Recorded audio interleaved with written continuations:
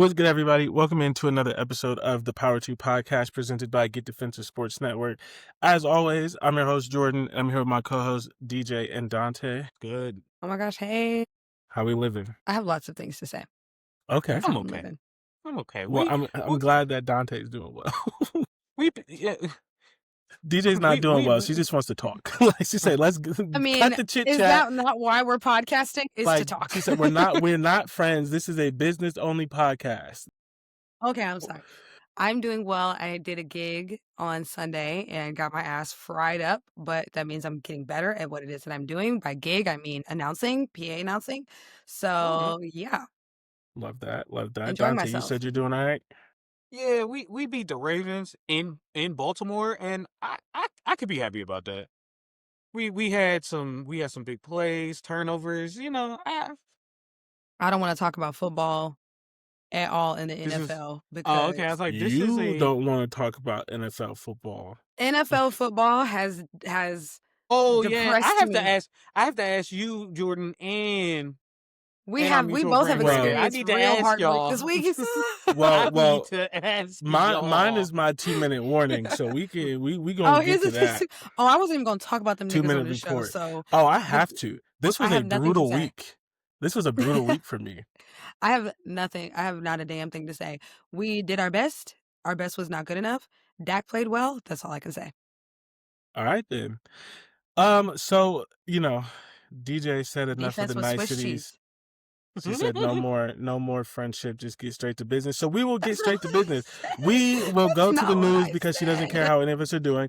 Penn State finally has a coach. That is not what I said. Penn State finally has a coach. They hired Iowa State's Matt Campbell. Right. And here's the thing. We have a lot of time in the offseason to talk about this, so we won't get stuck on it today because we have football to talk about. This is what I'll say. Matt Campbell, in my opinion, is not a bad coach.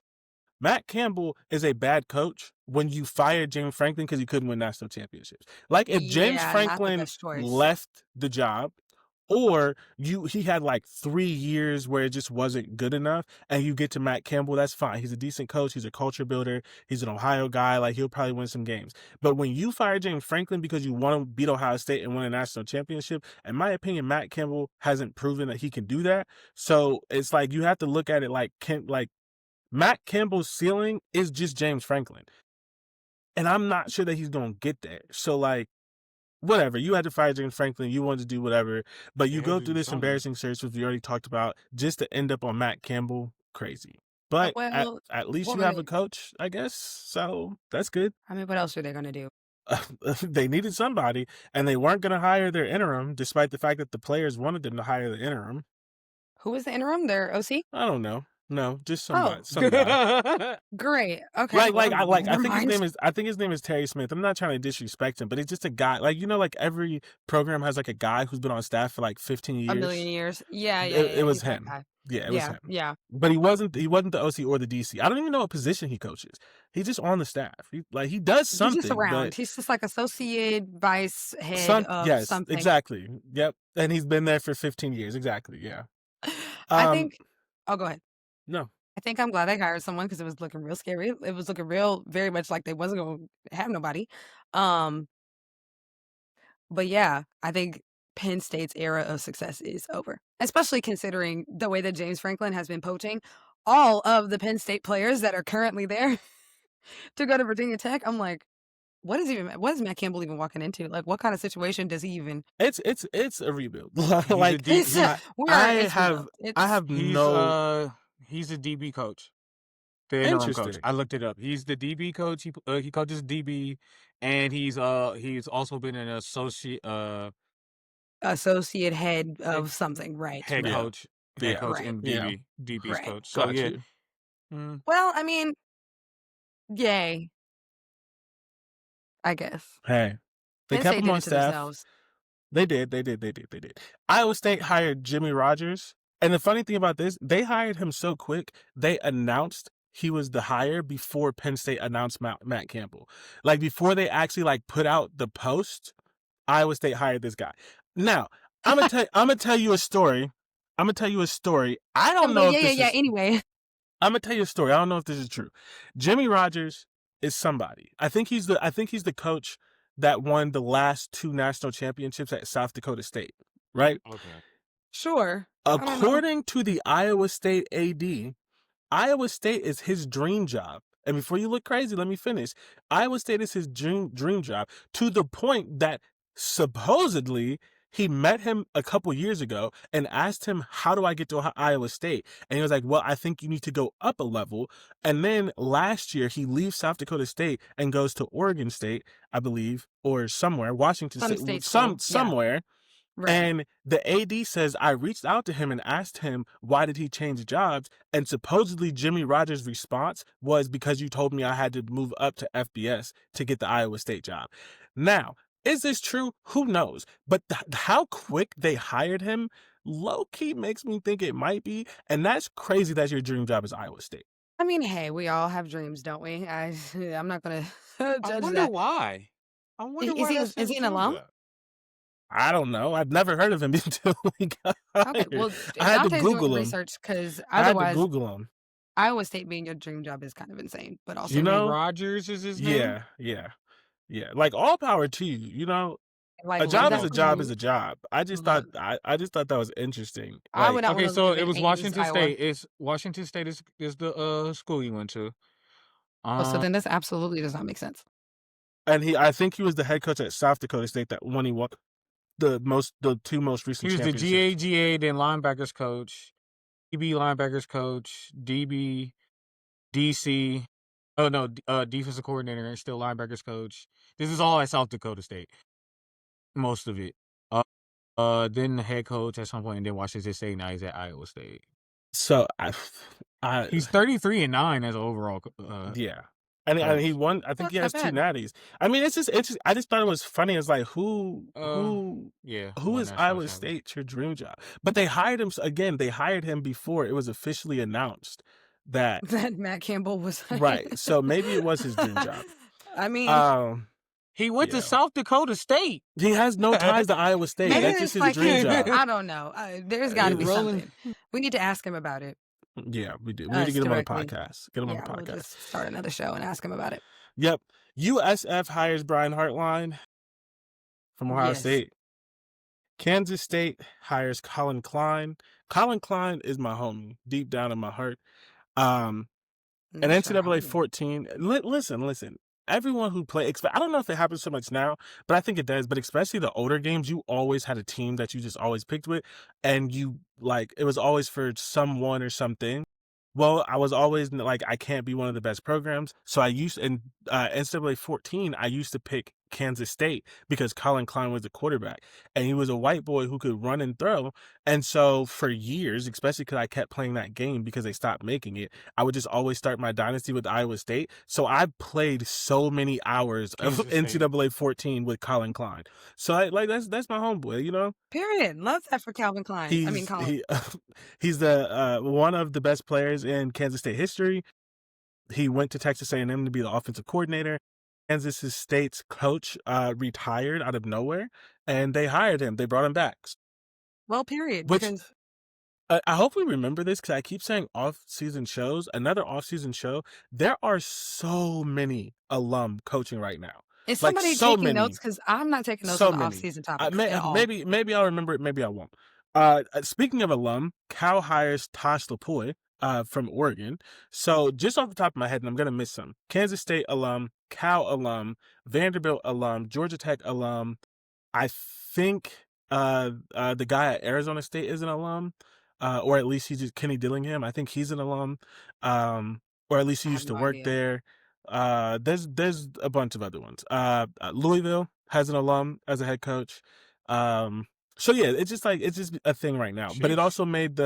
also made this coaching search potentially like really interesting, because alums weren't leaving their job for jobs. Yeah. supposedly like what we would all, not even supposedly, what we would all objectively say is better jobs. So that was really Yeah. interesting. Hmm. Yeah. And then the next piece of news, which Notre Dame, Kansas State, and Iowa State opt out of bowl games. Kansas State and Iowa State were both fined $500,000 by the Big 12 for opting out because you can't do that. Right. The Big 12 basically was like, we have to fill these bowl obligations. They opted out in their, opinion because they don't have a coach. Like they're hiring new coaches, so they didn't want to do it. Oh, yeah. Now, Notre Dame. Notre Dame ain't got no goddamn reason. Not a fucking reason. Losers. Not a fucking reason Losers. to opt out of a bowl game. I'm sorry. I'm not a college football expert. Okay, I've only been here for 2 years. However, to me, if I just felt like I was disrespected because I was left out of the playoffs or whatever the reason is, I want to play the bowl game and remind you mofos why the fuck I need to be in it. To me, it's just giving, Not even oh, just we that. lost and now we're mad and now nobody gets anything. And I saw somebody tweet, they were like, imagine being like a senior on this team and this was your last year and you find out that you've already played your last game. Like you're taking an opportunity away from the athletes. You're taking an opportunity away for the fans. You're taking an opportunity away all because you didn't make it into the playoffs. And then they call themselves being mad at the ACC for not advocating for them. I'm sorry. You're not in a conference. I'm sorry. So- They were mad at who? And The they're mad at the ACC. ACC. Yeah, They're The mad ACC at a conference? You're They're not mad in at the one. ACC. Yeah. They were You're like, not in oh, them. you guys Yeah. did So We've been telling you to join that Oh, conference hell. for years. And literally now all of a here. sudden you want their help? The hell? Get in a conference and win the conference, and we don't even have to talk about this. Notre Dame not being in a conference is a lie because they're in the ACC in every sport but football. But Like football. literally every But sport but football. football. And so when you are the Notre Dame and you have this like false sense of superiority, they literally, and their AD literally came out and said that the ACC did irreparable damage because basically what they're saying is even though we're not in the ACC and football, we're in the ACC and all our And other everywhere sports, else. and we Yeah. have a deal, so you shouldn't have put us against Miami and your conversations and your tweets on the TV and things like that. And the ACC's commissioner basically came out and said, we Fuck love our deal with Notre Dame, but they're not a football member. And then when it's between an actual ACC school and Yeah, Notre what are we talking Dame, about? bitch, it's like asking a husband why he's spending the holidays with his wife and not his side bitch. Like, hello, he's gonna spend the holidays with his wife. You should Like, have what are you joined. talking about? You should have joined. And you still, and the thing is, even if you were a part of the ACC, they still beat you in the head-to-head. Like, They still beat you. They still beat you. And the conversation was between Miami and fucking Notre Dame when it really should have been between Notre Dame and Bama, but I'm not even gonna get into that. So that's why I'm just like, what? I- What are y'all But honestly, it shouldn't have been between Notre Dame and Bama until Bama lost. until Bama lost? That's fair. I mean, I feel like Bama was on a backwards decline for at least half the season, but that's not the point. Supposedly, quote unquote, the players made this decision, which I Huh? don't believe. I don't believe. I don't either. Also, even if the players were so like upset and whatever that they think didn't we're want to play, stupid. they do. Even if the players were I'm so not upset and stupid. things like that that they I'm not didn't want to stupid. play, as a coach and administrator, it's your duty to make them play, and not even the seniors, and to not make things them like play. that, right? I think everyone's sort of focusing on the fact that this kind of feels like loser energy, which it does. It's very much loser But energy. I It is. think the thing that people are missing the most is you're losing, like it's like 15 or 18 practices. And for people who don't like pay attention, bowl practices are huge. Like bowl practice, like Mm-hmm. typically, especially because like players are getting healthy. Like when Ohio State goes to bowl practice, Jeremiah Smith and Carnell Tate are not practicing for like they're probably not going to practice until they get to game week. They'll run, they'll lift, but they need to get healthy. When we talk about Ohio State, I think that's the reason they've been doing some weird shit is because they're both not fully healthy. So they're sort of yeah. like load managing them. Like they're doing like the rotation thing you see in basketball where one of them's on the field at the same all the time, but they're not always together. And I think that's like to protect them from injuries. That's just my hypothesis. Because otherwise, That they're just makes being sense. stupid. And maybe it's my hope. Because otherwise, they're just being stupid. But either way, like their snaps have been severely limited since they came back. Like in multiple games, like even against Michigan, their snaps were severely limited. Like it wasn't the same as other games. So how did I get on this? Oh, they're not going to practice. The young guys are going to practice. You have all these people going to the league. Notre Dame is losing 2 running backs. They have a sophomore quarterback who just finished his first season. You have new offensive linemen. You have like defensive line, like all these positions. You're going to lose some people, and that is when you really build. One, and not even like have been pro bowl game, not because I care about bowl games, but because I care about the experience of The athlete players experience. and Yeah. everything like that, and like the fun and the travel and like and more time with your team. All these sort of things I think is important that I don't want to gloss over, but I don't want to talk about this for 30 minutes. But when you are building a team for next year, the bowl practices are huge. It is a time, especially like you don't get to play against other people. And then this is a game, especially like so let's say you have opt-outs, right? This is going to be the first time that some of your players get to play in a game against someone because they've been on the bench. And then you're going to go into the spring and they're not going to get to play against anyone because college football doesn't allow exhibition games. So for me, it's like, one, as a coach and as administration, it's loser energy. Like it just is. Like you can't tell me there's a good reason for this. You are the most high profile team to not do it. And it's solely because your feelings are hurt. And It's I'm a not even saying emotional decision. It right. is. And I'm not even saying Yes, that it you're is. wrong for your feelings being hurt. Like the college football playoff fucked this up. Not that you shouldn't have been in there, but that they kept you over Miami for 5 consecutive weeks and then flipped you at the end. They were wrong for that. Because That's crazy. Miami It is should have been crazy. over you the entire time. Entire But to time. not That's play, for exactly. me, like, and I'm not trying to be dramatic, but like I feel like it sets your program back. And it's just a bad culture thing. Like It is. football in all sports is like you're leading men and women and you're supposed to set this standard and all these kind of things. And the standard that you set is if you don't get what you want, you take your ball and go home. You just give up. Yeah. You quit. And it's Yeah. unfair to the fans. Like the fans didn't think that last game was the last time that they were going to see that team. They were like, And oh, now I'll just go to the it's bowl just game. nothing. Now it's just Now nothing. it's, what are we going to do? And I realized, refuse to believe the players made that decision. Yeah. I don't 'Cause believe there's that. no Especially- way. Because again, they still have to go on campus. They still need to finish the semester they out. still there. So like that's kind of fucked up that you kind of put a target on their back like that. Because people are going to ask them in class, like, bro, what's going on? Like, why Like aren't what y'all playing? y'all don't want to play the bowl game. Like they telling they us have to it's sit there and y'all answer for decision. that. Y'all getting made fun of on social media, all this stuff. And my thing is, even And they if were it going was to get a good bowl selection. They did. Didn't they? What bowl did they get selected for? hold Did they on, even we're find out? gonna talk about that in a second. The most on. exciting Hold one. on, we're gonna talk about that in a second. The okay. last thing I want to say about this too is just Okay. like, even if it was the player's decision, like how your friends or your people or your parents or whoever would be like, okay, you make plans to go out and your friend hits you like, do you want to go out? We don't have to go out if you don't want to. Like if Yes. you really don't want to go out, we don't have to. Like we can And go they- out. 'cause It's they your don't wanna go. decision. It's just Yep. like let me know if you want to go out. If you want to go out, I'm there. But if not, like we don't have to.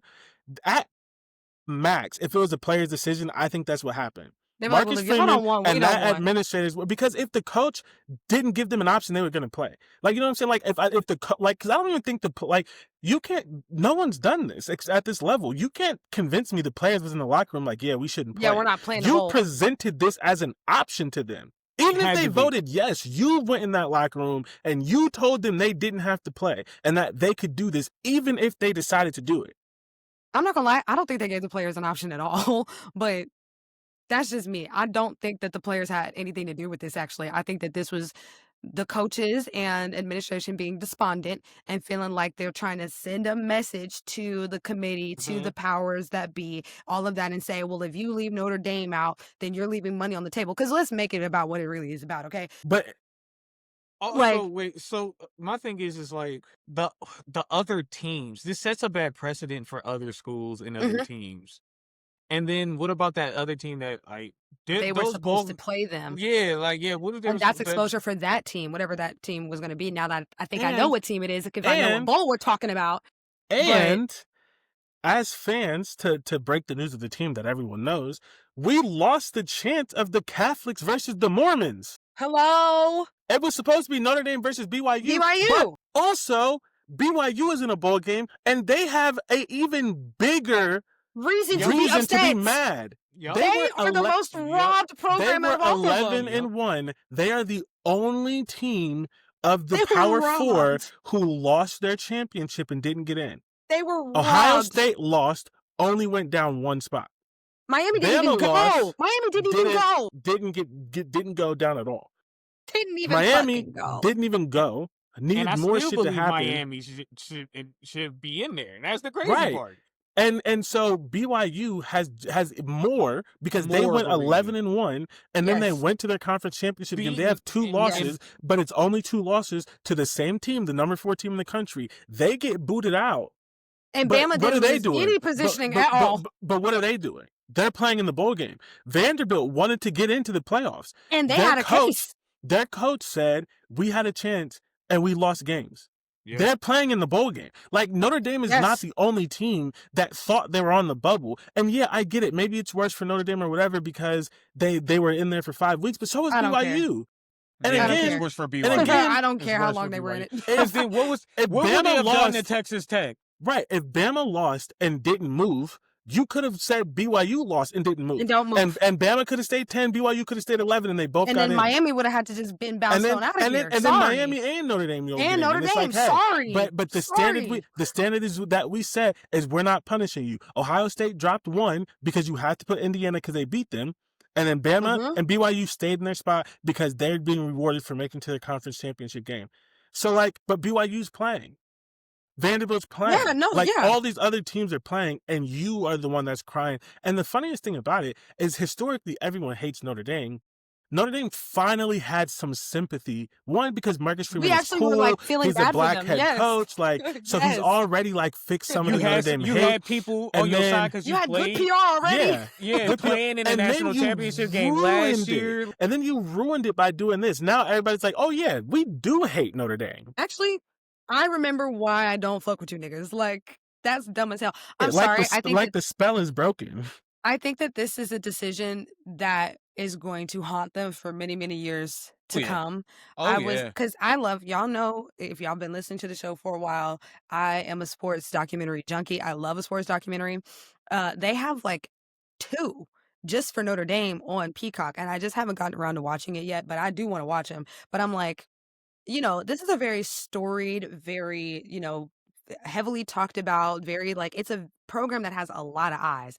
And so there's also the element of whenever you do something, you are setting an example or a pathway for other programs that are as big or even a little bit smaller than you to also do. And I just don't want there to be now this thing where all the teams that feel robbed are going to not play bowl games now because they feel whatever. You know what I'm saying? Like, Honestly, I don't even, this is such a loser thing to do. I I'm don't know hoping if that it's it going to doesn't create a like spread. precedent. Yeah, And I'm hoping yeah. it doesn't spread. And it's weird because like there's been other years where the robbery were worse than you, Notre Dame. I mean, And nobody FSU, didn't FSU would like a word. like and Come on. nobody was like, I'm not playing the bowl game. Like, bro, go play the bowl game. Go play the football. And you know what's even more loser behavior about the administration as a whole is that if the players did make that decision and you went with it. Yeah. Y'all went with the- it. Y'all didn't you're say, the- hey, you need to play. Yeah, Sorry, no, oh we're well. playing this game. We're You're gonna the play adult this in the game. room. Yeah. Yes, I feel like they're throwing the players under the bus. I really don't feel yeah, like this was on the yeah. players. I I think don't this think was so on at all. them. And they just got to say maybe they did, to Jordan's point, bring it up to them as an option so that way they would have a scapegoat. So that way they could say, oh, well, the players, they didn't want to go. They didn't want, because, there's a whole culture now of the like individual players opting out of bowl games and things like that, especially if they're draft eligible and all that other stuff. So like, But that's yes, been there's a little thing bit of for guys a while now. So, like, individually opting out, but I'm sorry, you can't convince me that enough guys in Notre Dame wanted to opt out to where the whole team opted out. I don't believe that. I'm sorry. Ohio State lost to Michigan and lost their quarterback, went into the transfer portal. Marvin Mm. Harrison Jr., a lot of their players went to the league, and they played in a shitty bowl game that nobody cared about against fucking Missouri. Missouri was Missouri's like first bowl game in forever. They had an 11-win season, so their entire team played. Ohio State played like shit with their backup quarterback, but what did they do? They fucking played The bowl. They played the game. They played the bowl. With Ryan Day getting death threats, which again he shouldn't have gotten. That shit was That's insane. crazy. But Yeah, with that was Ryan nuts. Day getting death threats and needing security, and everybody asking for his job, and everybody on the podcast, and players on all this shit, and they went and played. And they didn't. Did they play well? No. Did they care about it? No. Did they lose? Yes. But they did it, and I believe, and I contend because it's true, because practices matter. They were a better team the next year because of it. Because of it. These bowl practices matter. You only Yes. get I think you only get 15 practices in spring practice. I think you'll get more practices for bowl games, or it's at least the same number. That's 30 That's double the practices. That is between 30 and 33, because I can't remember if it's 15 or if it's 18. That's between 30 and 33 practices combined between December and May. And you're just going to get rid of half of them? 15. They get Okay, so 15 extra bowl practices. and it's, NCAA rules limited to 4 hours per day, 20 hours a week, just like the regular season. and you're doing it when half of it you're not in the game, like you're not even in school. Yeah, So you it's just like get to focus just on development Football and and all of those things. It's just a poor choice for such a high level program. And Yeah. honestly, it puts a stain on the entire season. Like I feel like there was already like contention just about them not making it in, and there's arguments for to put them in and to not put them in. I mean, they were one of the arguables. It is what it is. But now you're just making it worse by saying, well, that's your last look at us for the year. Like, yeah. and It's just- again, it's weird. it's a just weird weird, choice. especially to your point, because we haven't been saying it directly, especially because who's passing up the opportunity to eat a human-sized Pop-Tart? It's That's the the most best exciting- bowl. That's the It's best the best bowl. bowl. I get it. And they were like, oh, yeah, you guys are going to go to Frisco Bowl or something. It's like, fine, okay, don't nobody want to fucking go down to Frisco and do the Frisco Bowl. I get it. The Pop-Tart Bowl, the And it's best against bowl. BYU. That is a good BYU? game. That's gonna be a Like, good that's game, great. too. That would have been a great game. That would have been That a would've been great. a- That would have been an instant classic. Great game. You got the Pop Tart. You get the try, and every year they And unveil a then, new you know Pop what? Tart. We're getting a Pop Tart flavor and everything. And not only that, as BYU and Notre Dame, if you put on a great show, you go, see? And this Yeah. is why we should have been in the playoffs. Then you have the immediate evidence of, because at this point we need the CFP committee to look stupid because they are stupid, right? So we need as much evidence as possible to say, hey, these are the teams you left out, and this is why you shouldn't have left them out. You don't even get to have that moment of like, this is why you shouldn't have left me out. It's crazy. No. Yeah, It's see. It's crazy. It's And just it's it's sad asinine. that I have to now. I'm not rooting for a black man. Like I hate It's that. such I hate lo- that it is so much. such loser It's so behavior. loser. Like, It's it's so so- losery. It and is. then the thing is, he's gonna come out next year and talk about how tough he is and how strong his program is, and that they Yeah. don't duck things. He's gonna say all these things, and it's like, Shut that's up, not J. true. Cole. It's not true. J. Cole. You apologized. You apologized. You apologize. You Shut better up, But here's the J. thing, Cole. because J. Cole didn't want no smoke. Do you see what Kendrick did? J. Cole did not want no smoke. He was like, actually, y'all got it. Sorry. But so that nigga won Grammys off a diss. I'm not fucking with Kendrick Lamar either. Yeah. I just think like that is to me that is just so childish, and I'm glad that It's we're all trash. in agreement that it's Yeah, because we're about to argue in just a moment. Yes. okay, Ass we're about to argue beating. about what? All right, We conference have different championship. thoughts. Yeah, conference championship game recap. Oh man. Trash, Georgia, trash, trash. Georgia, Alabama was a shit game. Absolutely cheeks. And I think that this show or people who actually have eyes, I think Right. we collectively, Excuse ESPN, the SEC, just ignored the fact that like Alabama couldn't run the ball all year. And the thing is, and I hate doing the comparison thing, but it's just the best thing that I have. People talked about Ohio State's run game all year, and Ohio State's run game wasn't great. Half the year it wasn't good, but it was always decent. All right. Exactly. Bama's run game has been shit. And we talked about it, but like no one else was talking about it. So then they because go they're to this Bama. game. They have the swirly A. So then They're untouchable, Not- Jordan. So then they go to this game and they have like 8 rushing yards in the third quarter. Georgia just ran more yards than Bama did that day. Yeah, I had cramps and I was laying in my bed all day and I ran more yards than they did. And I don't know how to talk about this because I don't like calling out individual players, even though they get paid and things like that. They're young. Ryan Williams drops the ball too much. He drops the ball so much. That's the receiver dude for Bama, right? Yes, They're like, that's the they're dude going to be who's Jeremiah on, Smith. yes, who's on Yeah. the cover of the video game that Yeah, people were saying was yeah. better than Jeremiah Smith, and he's good. When he Yeah. catches the ball, he drops the ball so much. I don't know what he does, and it cost him. Maybe it didn't cost him in this game. It definitely had an effect. Maybe it didn't cost him because Georgia was doing better than them. But the thing is, Georgia won that game, and people like have them like winning the national championship and things like that. But for me, I don't think they looked great. I just think Bama looked bad. Bama was ass, and so Georgia just ran all over him. And That's it's pretty I much don't how know. that happened. For me, the game was boring. I was bored wanted too. more. I thought that Georgia was going to try to get his get back. I thought that Kirby, because as we talked about, people do still care about conference championship games. Kirby wanted to win the SEC, Of course. but I didn't think that Alabama was just going to lay an egg like they did. I absolutely knew that Alabama was going to lay an egg like they did because I do have eyes and I have been watching and I haven't seen good football from them since week 4. So Which was probably the week that they beat Georgia. That game was pretty early. Georgia. Yes, Was that week they 4? beat Georgia. It was either 3 or 4. It was early. Okay. It was early. That was the Yeah. best that Bama looked. After that, I was not entertained. I was not interested. I was not confused. I was like, oh damn, Bama, this is just not their year. They're not going to make the playoffs again. The way that people have been tying themselves in knots to make this make sense, because there is this slightly warranted yet currently false narrative that the SEC is the best in college football. At some point, yes, it was. Right now, today in 2025, it is not, okay? And it just is what it is. The idea that, well, they're playing in the SEC and they shouldn't be punished for being in the conference championship. I mean, they made it. That they should get a prize just for making it. But what I understand, but I'm confused because if the SEC is the best conference in college football, then that should have been the most entertaining game. It also should have been the closest. And it also should have, then I would have been on the train with you. Georgia blowing them out the way that they did and them not even looking like they had any fight in them. What? Like the most entertaining game of the day should not have been the ACC championship with number 18 Virginia versus 7-5 Duke. That should not have been the most entertaining game of the day. Yeah.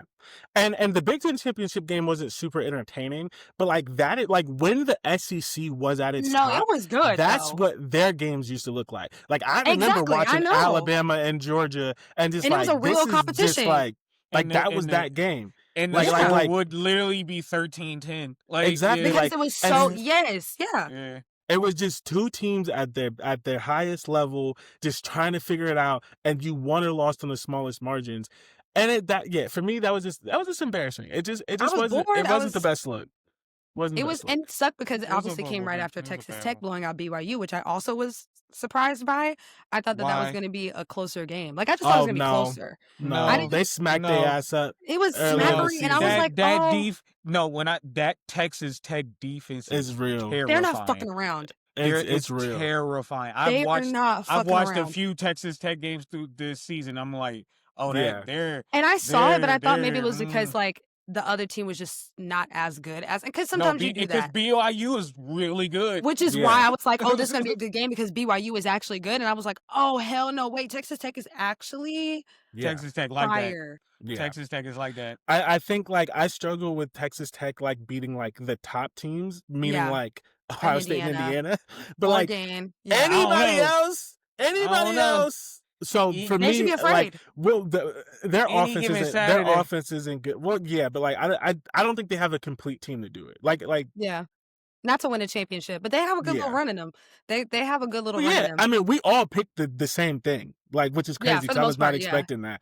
Like we all I picked the was. same thing when it comes to that. So we'll get to that in a No, second. I've been but watching Texas Tech. yeah, their defense, they're the legit, defense boy. get- They're legit. the thing about what you're saying about the offense is that the one thing about a defense that can get turnovers is that it usually gives you short field.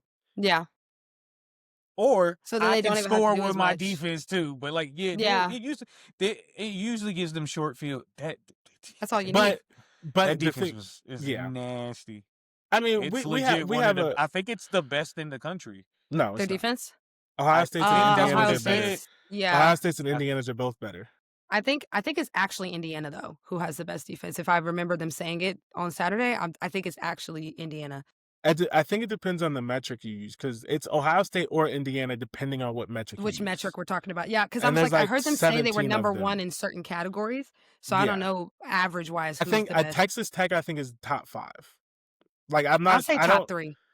I don't think they're 3 though. Like I remember looking at it. I think they're definitely top 5. I don't think they're. I 3. know during that game, they had said that they're, if not one of the top defenses in the country, I heard maybe top defense in the country. Yeah, But I'm I might have heard it wrong, but I know it's Yeah.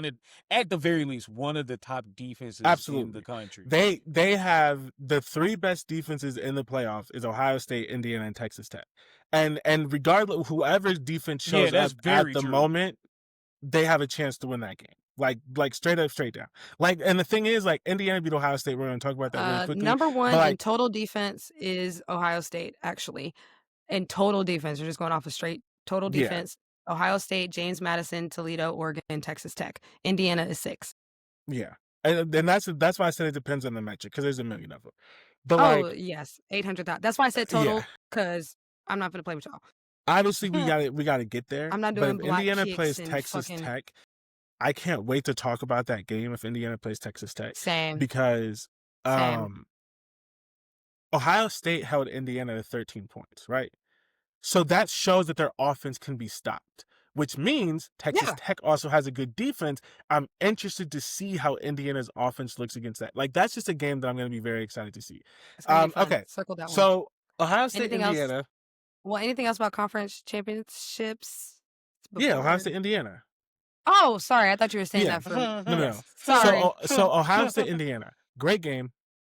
As an Ohio State fan, I Stressful. was stressed, not I happy didn't that even we text him. lost.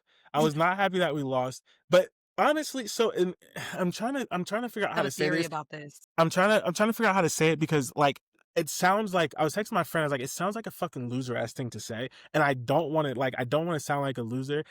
I don't think Ohio State played that game to win, and it pissed me off. And I'm thinking about it, and I'm like, and to be clear, not excuses, because fuck them, you get paid millions of dollars to do this. Correct. In the middle of the week, Brian Hartline, the offensive coordinator, gets a new job. And because he gets a new job, 2 of Ohio State's best players don't commit. And they spend 2 days trying to get them to commit. One being the number 1 wide receiver in the country, on top of the signing day and all this other kind of thing. And I think that they did not take Indiana seriously enough. And I No. think that they were worried about Brian Hartline getting a new job and trying to keep their recruits. And I think it showed on the field. And the biggest example that I have about this is Indiana's best package is 3 linebackers. Not everyone plays 3 linebackers, but Indiana specifically, but if you ask them, their best 11 is 3 linebackers. What did Ohio State do in the red zone? They played in 14 personnel, which is 1 wide receiver, 4 tight ends, which means you put 3 linebackers on the field. So not only do you take off your best package, which is the 2 best wide receivers in the country, you allow Indiana on a short field to play their best package. Instead of spreading them out and saying your second corner is not that great and your nickel corner is not that great, your best player is your 3rd linebacker, put him on the fucking bench and make your second best corner and your 3rd best corner guard Jeremiah Smith and Carnell Tate. They played into Indiana's hand. I don't think that happens if you pay attention to the game. And again, this is not an excuse. This is dumb as fuck on Ohio State's Just your part. thoughts. But Yeah. I don't think that they did what they were supposed to do. And even still, they could have won the game. But also, Ryan Day keeps playing his fucking best friend who has lost. I went back. He's lost us 3 games. And I think it's more. He lost us Michigan last year because he missed his 2 best kicks. The friend? I'm kicker, sorry. Jaden Fielding, the kicker. Oh, okay. He lost us Indiana because he missed a kick. He lost us Michigan last year because he missed 2 kicks. I'm pretty sure he also helped lose to Oregon because I'm pretty sure he missed a kick in that game. And if my memory fucking serves, he was also the kicker who missed the kick against Georgia that kept CJ Stroud at the national championship game. I think this is all the same guy. Actually, I know for a fact it's all the same guy. That he has lost us 1 game every single year. And then to miss a 27-yarder. On kickers, What year was that? 27-yarder. 2023. I'm pretty sure. To miss, because that was the last year, I think, before CJ Stroud got drafted. Oh, before the 12 team. Yes, both before CJ Stroud got drafted in the 12-team playoff. yes. Or maybe it was 2022. I don't know. He's lost us a game. Jaden Fielding. He's lost us a game. Dante, I'm pretty sure he's the kicker that missed the kick when me and you were in the club against Georgia. We were in the club because she made me go outside. You got your people with you. We were at Orange Soda. The clock hit midnight, and I'm looking at my phone like, what the fuck? Dante was dug in the whole night. He's looking at me. He's not even dead. Everybody's just looking at me like, damn, dog, you was drinking. Dante You was was definitely drinking. there. No, I need I to see think Dante you got.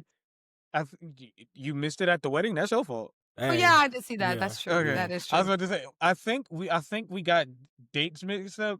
because I remember the kick missing at midnight. I was in a hotel watching the game when that happened because he dunked it off the right, or off the left. I forgot. No, He it just missed. went super wide left. Yeah, he missed it wide left. Yes, I was in a hotel room. Okay, so that wasn't that Oh year. wow, this Yeah, that this wasn't that is year. getting Okay. very Either way, whoa. No, 'cause- no. Yeah. Whoa. Either We're in the way, club, we're in hotel rooms. Either way, this nigga be missing kicks. he's lost every year that he's been on the team. However He many has it's lost a been, game. he's So lost us a game. He could Jaden- have lost and the game so- in 2022, but yeah. So that's just the history of Ryan Day just having bad fucking kickers. So yeah, I have go ahead. and I just want to finish this because I talked too long about it without giving credit to Indiana. Congratulations to Indiana. If this was Oregon, I would have lost my fucking mind. I didn't want to lose this game. I'm not okay with losing this game. But if you're going to lose it to anyone, I am genuinely happy for Indiana. I'm happy for Fernando Mendoza, who I've been a fan of and told everyone he was going to be the #1 pick, and people thought I was crazy. I'm happy for Kurt Signetti to not get a big job until he was fucking 60 and then immediately like have 2 losses that in shit 2 around. years. A team that was literally, not joking, One was of the literally worst. no. They were the The worst. losingest program in college football history. And 2 years they're the #1 seed and a top 2 or 3 favorites to win national championship. Like, I am happy for them. That is But I iconic. don't want to get this twisted. I wanted to win that game, and Ohio State should have won that game. And I think they bullshitted the entire week before, and Indiana did not. And it showed on the field. But the only thing I'll say is Indiana had a lot go for them, and they still almost lost the game. I have full confidence if we play again, we'll win. Period. I have a theory. And my theory is you just can't have it all. You just cannot have it all. I just didn't think, I'll put it like this. Ohio State had to lose this game in order to win the championship because you can't have it all in one season. You can't have undefeated, you beat Michigan, you won the conference, and you won the national championship. Like, you have to drop something somewhere. And I feel like I would rather Ohio State drop the conference championship and actually win the Natty again than, okay, you guys won this game and then you don't win the championship. And that's just my like sports juju philosophy. Like, I have no science to prove this. It's just like, you just can't have it all. You cannot have it all in one season. I really believe that. Like, there's a sacrifice that has to be made somewhere. So you got your Michigan win, you got your, your #1 seed for most of the season. I don't know, because I also feel like, and we need to pull the bracket up, I actually like Ohio State as a #2 seed better than I like them as a #1 seed, as far as like the pathway. If I'm not like completely delusional, but I don't have the bracket in front of me. But I like them better as a 2 seed. So I don't hate it, but I like their chances at the Natty better with where they're situated now. I agree with that. The other thing, I'm not looking at my bracket. Yeah, I think that's fair. Yeah, because they play the winner of Miami and Texas. Y'all are beating them. Texas A&M, excuse me. And you played them, maybe Georgia. You'll probably play Georgia, which we'll get there in the semis.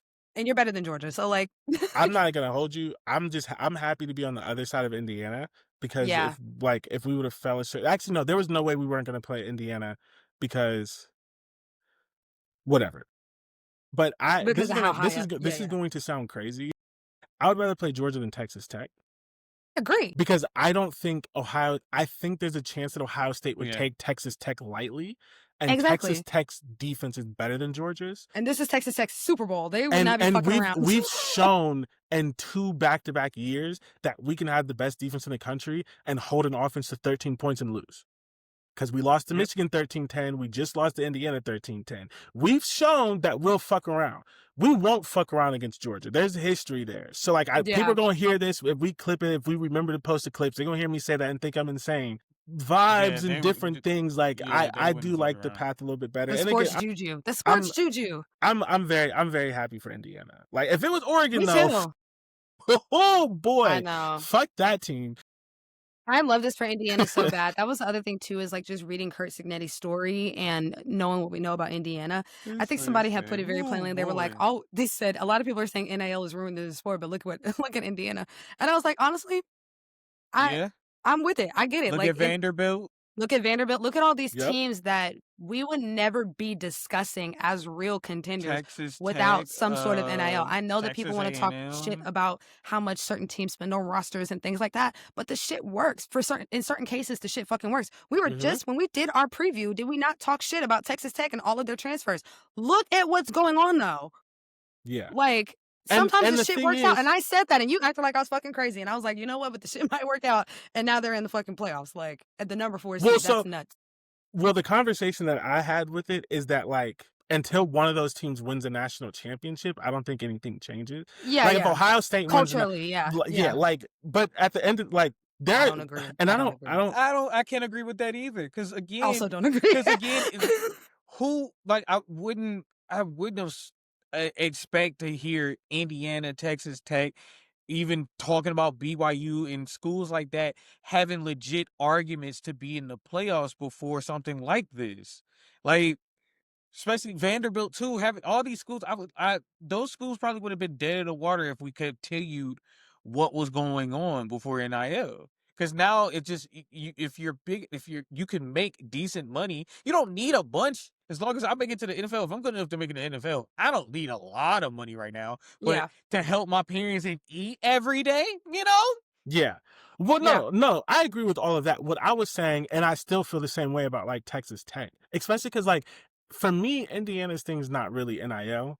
Like most of those players on that team were either They're already transfers. there or Yeah. came, not even just regular transfers, they came specifically with Kirk Signetti For from James Kurt, yeah. Madison. Yeah. So like that's not like we went out and bought a roster thing. That's we got a coach who brought all of his good players with him, and he's just a good coach. So like Yeah. I don't put like yes NIL helps them, of course. Like NIL may be why they got Fernando Mendoza, but also Yeah. like Kirsten is a great coach. He saw what he did with Curtis Rourke.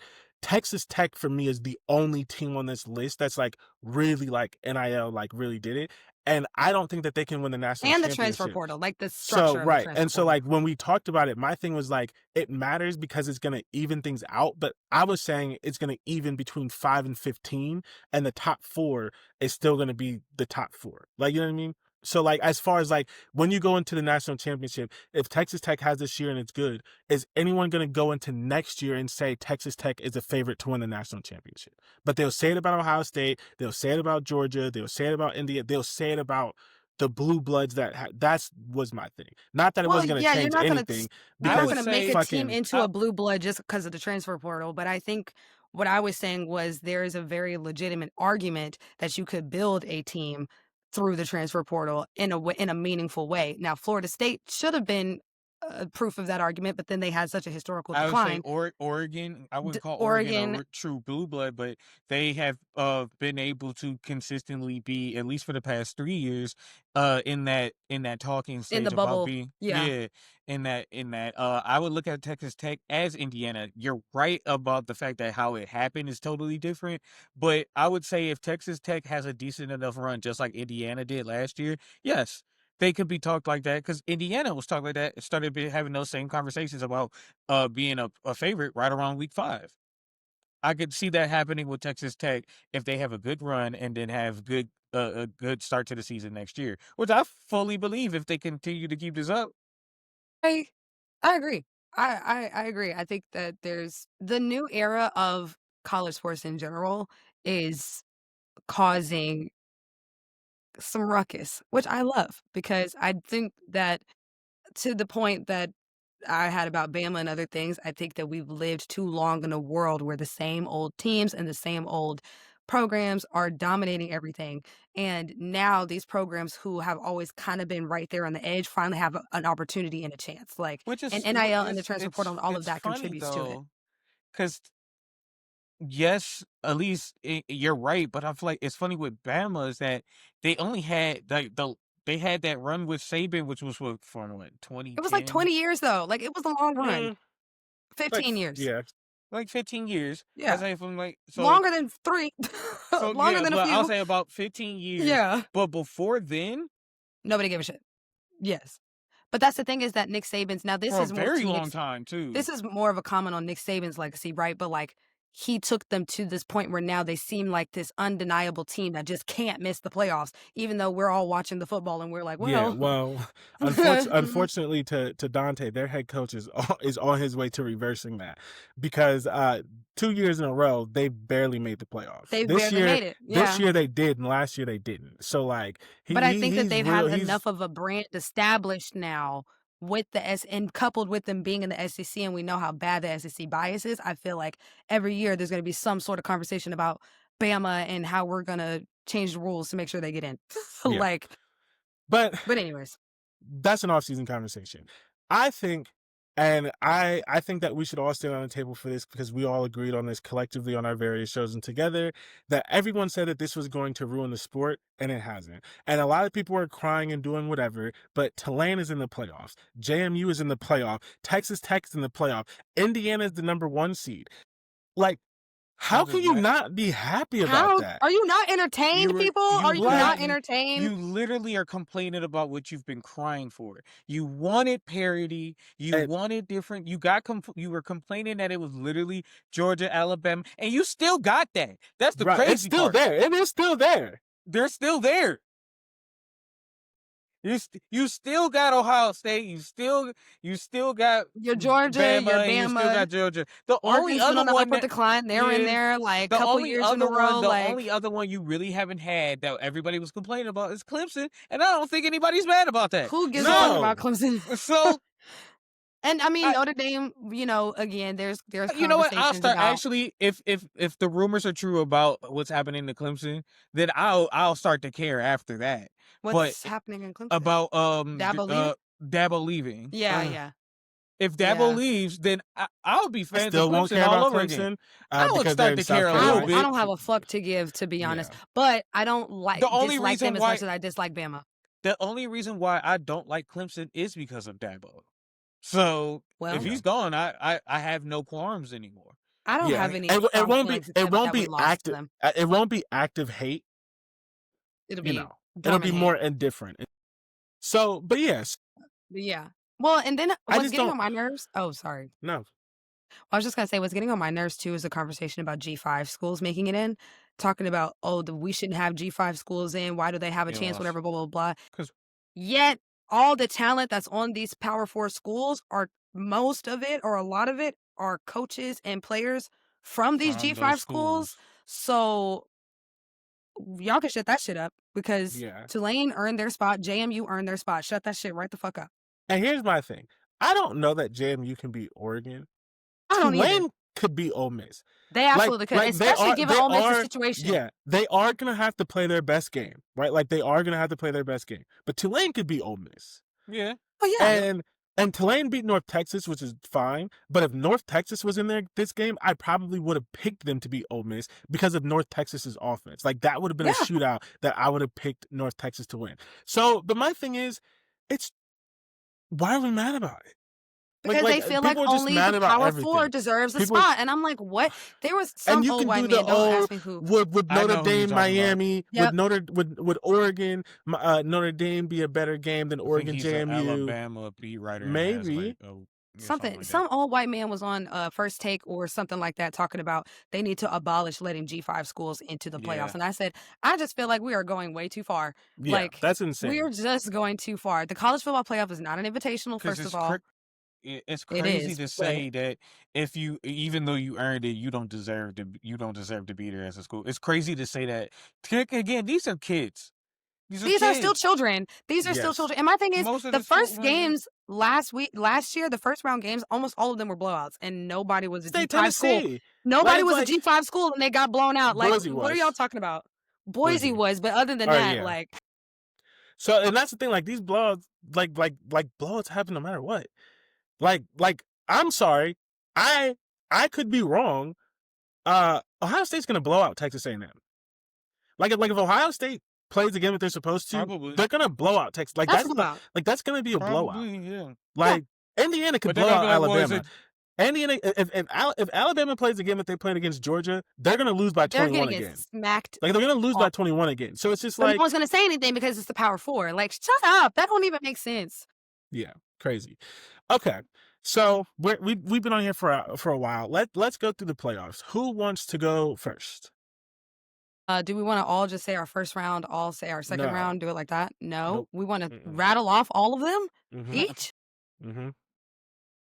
Yes, ma'am. I feel like for the listening experience, that's Yes, going to be ma'am. real. Well, Yes, that's ma'am. ye of little faith. Okay, well, whoever wants to go first. There are visual aids. Ye of little faith. Period. Who Not wants to go ye Ye little first? have faith. little faith. Well, you could have said that at the beginning, No. Negro. I didn't have to say nothing.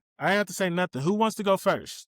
Well, Dante's is pulled up, so we may as well Alright, go Dante, with you He's gotta go pulling out first. snacks and shit. No, I was moving things out of the way. He was pulling out a bag of chips. He's Alright. going to be up in our ear. Man. Alright, Dante, walk us through your 12-team playoff. What's happening? Oh, man. Walk you through your 12-team playoff. All right, so I have Oregon beating JMU. I have Alabama beating Oklahoma, and the reason why is because fuck Oklahoma. Wow. Mood, Okay. yes. Period. Nothing else needs to be said. Between Tulane and Ole Miss, that was my one that I was struggling with, like, probably the most. I wanted to pick Tulane, but I have a sneaky feeling that we're gonna have that might be the game where somebody might be it might just be too much, and I think Ole Miss like slips out of there. Like Yeah. I think that might be a safe pick. That probably is just a safe pick. I probably should have picked Tulane, but I think I'm going with Ole Miss just being safe. But that's really what that is.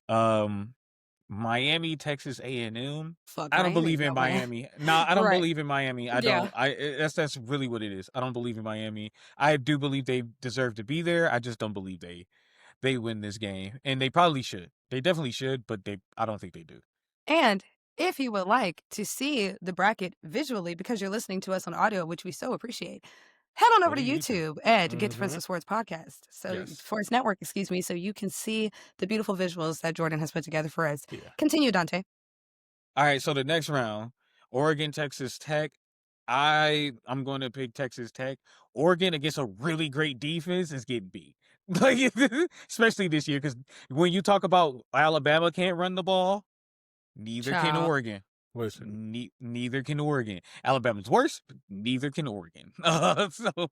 I'm going Texas Tech. Alabama, Indiana. Indiana's again. Alabama can't run the ball. Indiana has a great defense. Indiana's winning that game. Like it is what it is. Ole Miss, Georgia. Georgia's just a better team, Yeah. and Georgia's been on a hot run as of late. They have a lot of momentum behind them, so I think they finish off that momentum going into the next round. Texas A&M, Ohio State. Ohio State is just better. And I don't see Ohio State losing in the first round after losing the Big Ten championship. It really would be crazy. It would be crazy. It'd be very Ryan Day, but it'd be crazy. But I don't think that shows up yet. Like, and then the next round, Texas Tech, Indiana. We just talked about it. Indiana definitely. I think Indiana has the better overall team, and this would be a really close match because there's two great defenses going against each other. I see it'd be a close game. Indiana wins like 2013, 2010, something like that. Like that's still a close score to me of how I see how the game plays out. Georgia, Ohio State. I think it'll be a really, really good game. I have Georgia. I think the reason why I picked Georgia, don't get me wrong, Ohio State's a better team, but I think I feel like Georgia uses the momentum they have, and again, not only did you say there's history for Ohio State, there's also history there for Georgia. So I think they both come to play, and I think the momentum helps Georgia get by in a close game, just like they did before. A couple years ago. Like and another thing that you brought up that helps me with this is that Ohio State kicking. Can't depend on him. Cannot And depend on that I young man's leg at all. and then the thing is that when I say close, I think a missed extra point will be the reason. Mm-hmm. Dante, you Instead hate of me. having, yes, I know, I Extra understand. point? It At would be a least give miss. me 30-yard field goal. Extra point Extra is point. crazy. It's not the That's why it'll NFL. happen. It's not the And- NFL. They don't miss That's why extra it'll points. happen. Yes, they do. And it's like, yes, they do. Often. Like, yes, they do. If That's he when I got misses- blocked not yes, too they long do. ago. My God, like, and I also, if so he instead misses of an it extra being, point, I'm laying on a railroad track. so my thing is, Okay, instead of it being hopefully not with a train. 3, right? Instead of it being 3, they need to get to go into probably some overtime or something like that. They have to get the touchdown, and Georgia, with the momentum in some way, gets the stop. That's how Georgia wins that type of game. That's how I'm looking at it.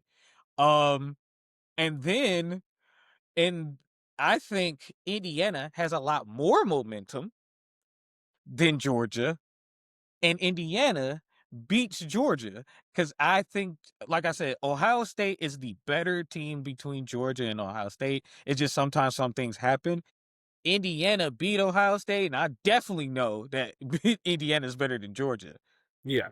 And I think Indiana, the Big Ten continues to keep the national championship. It's just not a repeat for me. We have time to argue about this another time. A month. We actually don't. A month to do it. I agree with almost everything you said. I just don't think that Georgia can score against Ohio State. But No, that's fair. all of the reasons, and this is what I will at least say I appreciate this about you, Dante. You're not an Ohio State hater. Anytime you pick Ohio State to lose, except the extra point thing, that's a little bit far. Everything that you've said is realistic, and it's valid. Yeah, it's an extra point.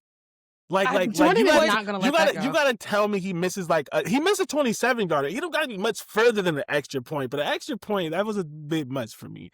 But like it's always things that are like realistic to happen, like what just happened. I'm literally scrolling on Twitter, of course, as I always do. And Brian I've watched a Hartline lot of football. is at USF talking about last week was hard. Nigga, we know it was hard because clearly you didn't do your job.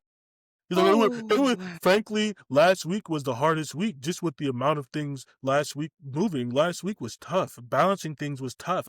Fucking clearly. Was he trying to clear a word count? Why he keep saying last week over and over again? Like Because, well, I'm not gonna comment on that. Okay. Well, Indiana. I will just say, remember, we've all been around football players. And neither one of us would be confused saying that all football players are smart. And I'll just leave it at that. Not all of them. DJ. No. Yes, that's my name. Hi. Okay. So a lot of my reasoning was also Dante's reasoning, but just a little bit. Okay. So with JMU and Oregon, I think this is going to be a great showing for JMU. Let me be clear. I think this is going to be a great showing. I think that this is going to kind of shut the G5 haters up, but I don't think they're beating Oregon. And then when it comes to Bama and Oklahoma, there's just never going to be a day in my life where I think Bama wins anything, even if they are the better team. So I'm picking Oklahoma. Now, granted, I would rather pick neither, but I can't do that. So somebody has to win between the two SEC teams that I hate the most. So we're going to go with Oklahoma. Dante. I just have to pause you, DJ, for half a second. And you're not allowed to comment on this because we will spiral. Dante, is DJ the biggest hater out of the three of us? You're the biggest hater, Jordan. You are the biggest hater. I may be the biggest hater, but if I'm the biggest hater, I'm Ohio State, you Indiana. Like you may be new to this hating shit, but you true to it. You are a hater. You are a top team. You are a national championship level hater. My only participation in college football up until 2 years ago was hating Bama. That was all I did before that. Like you are a Hall of Fame. And now I just have proof to hate Bama. Hater. I just have proof now. DJ, I might have to say he's right. It might be you. Because it's like, I think because I'm thinking about the amount of teams that we equally hate, and then I'm adding on the teams that we individually hate. Yeah, mine's only Bama. Y'all have like 4 each. No, Bama. You just said Bama and Oklahoma. And Michigan. Michigan, like you might hate Michigan more than I do, and I've hated Michigan for 30 years. Like there's Okay, but like the real hate is just And for then Bama hold on, Michigan. and then don't you? There's got to be hate that you have for your own school rival and stuff. So like, No, my school rival is TCU. They're always they're a non-factor Hate? to me. Okay. Yeah. Hate? No, I don't hate them. there's I just nothing in they it. don't. Actually, I'm wearing a TCU t-shirt. Actually, There's Can you no see it? one in your I'm wearing a TCU conference. t-shirt, There's actually. no one in your conference that you loathe. In the ACC or in the American? When we were in the You American, also which hate is, Texas A&M. no, I don't Yeah. hate Texas A&M. I don't hate Cap. Texas A&M. I don't hate Texas A&M. I grew up in a family All that my was hats are up there, Longhorns and you people. wearing all of them. I'm sorry. I got okay, like 8 if we're hats. gonna keep it real, there's not really a team in the SEC that I like. So I guess I really hate the SEC. Hate. Really, as like Yes. a concept. You also it's hate not- ESPN. And listen, do this hate is not ESPN. judgment. Oh, This is no! this is Oh, no, not I am the biggest judgment. hater. Yes, Oh, no. And again, all three of us hate ESPN. Yeah. Like, No, Yeah. But that's what I'm I saying. think- We collectively. but I would have to truly say that you two hate ESPN more than I do. And I yeah, thought for I sure. hated ESPN. Me and Jordan for could do real. a whole off-season episode Listen, about hold on. things we hate about ESPN. I was giving a presentation at work, and I kept talking about how much I dislike ESPN. ESPN. No, we do presentations at work where they're like non-work related. My next one might be why I hate ESPN. Like it just might be. But maybe I am the biggest hater, but I just feel like all of my hate is warranted. Because I hate cheaters. You know? I don't like the way the OU fans act. I don't like the fact that Bama thinks that they're special because they won a bunch of natties. Win it every year. I don't know. I don't care. I don't give a fuck. You're not the best team ever. Shut up. Hold on. Ohio State. Ohio State. I don't love Ohio State either, if we're being honest. But I just don't hate them as much as Ohio State Bama. acts the exact same way. What are we doing? Bama fans are delulu. Ohio State fans are delusional. It's different. Oh, fuck off. Because to me, like Bama fans. All I heard is Ohio State fans are on the right side of history. Keep talking. I didn't say that. Talking. I didn't say that. But Talk your okay, shit. maybe I don't think I'm the biggest hater. I just think that I make sure you guys know how much I hate them every time 50 every time Cent, they what are come you through. talking But we about? all have. Not 50 Cent. No, the way that 50 Cent feels about Diddy, that's how I feel about Bama. No, I'm playing. Okay, I'm done. Although 50 Cent a weird ass nigga for putting that documentary out, but let's not get into that right now. It's not 2 minute warning. Anyway, It's not the weird anyways, thing actually here. the one team that I hate the least in the SEC is Ole Miss. But Why? however, Hold on. I'm going to fix this for you. Do you know where the nickname Ole Miss comes from? I know it's racist. I know it is. All right, because Yeah. they need to be at the top of the list. No. I I don't think I thought she didn't know that either. I was like, it's literally You didn't know that?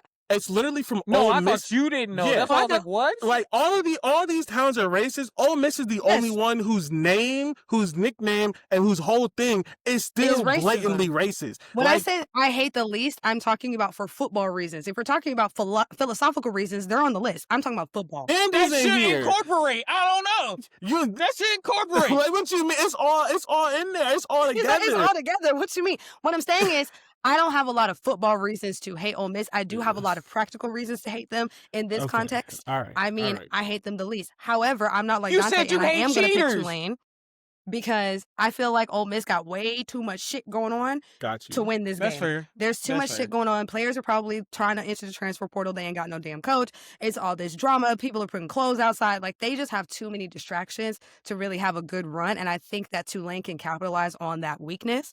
I thought about that. I think And that might then- be the game I actually.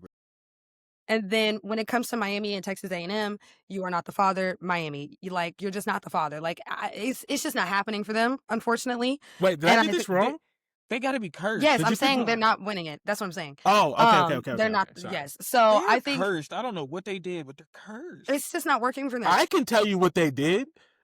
They hired Mario Cristobal. We know. No, they've been cursed before that. Them in Florida, yeah. they was doing the same thing. They was Yeah. letting their football players commit crimes. Yeah. Rapes, murders, and robberies to get Yeah. national championships in the early 2000s, and then they Rape, stopped murders, doing and that. robberies And is I'm nuts. not kidding. I Like, know I'm you're not. That's I- what's gagging. Listen, I just had to be clear because I 90s. exaggerate a lot. It was legit rapes, murders, and robberies. Also, Like, there are wait, Jordan stories has a of list them of going people. into clubs, shooting and shit. Like they were committing crimes. You don't. Also, you, wait. You don't, DJ?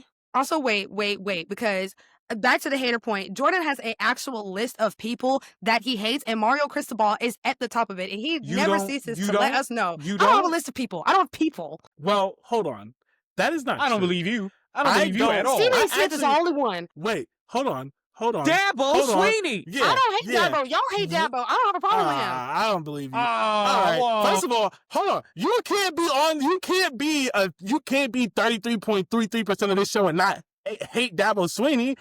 That I'm was saying, like, I don't have a strong are in a feelings. line Like, the way here. that Dante just said in we're the gonna ESPN change thing, that. We're you gonna and change Dante that in the feel stronger offseason. about Dabo than I do. You don't hate Dabo because you don't know enough. We And gonna that's get probably you there. why. That's what I'm saying. We- Like, I don't we have got you. context We got to you. hate we him.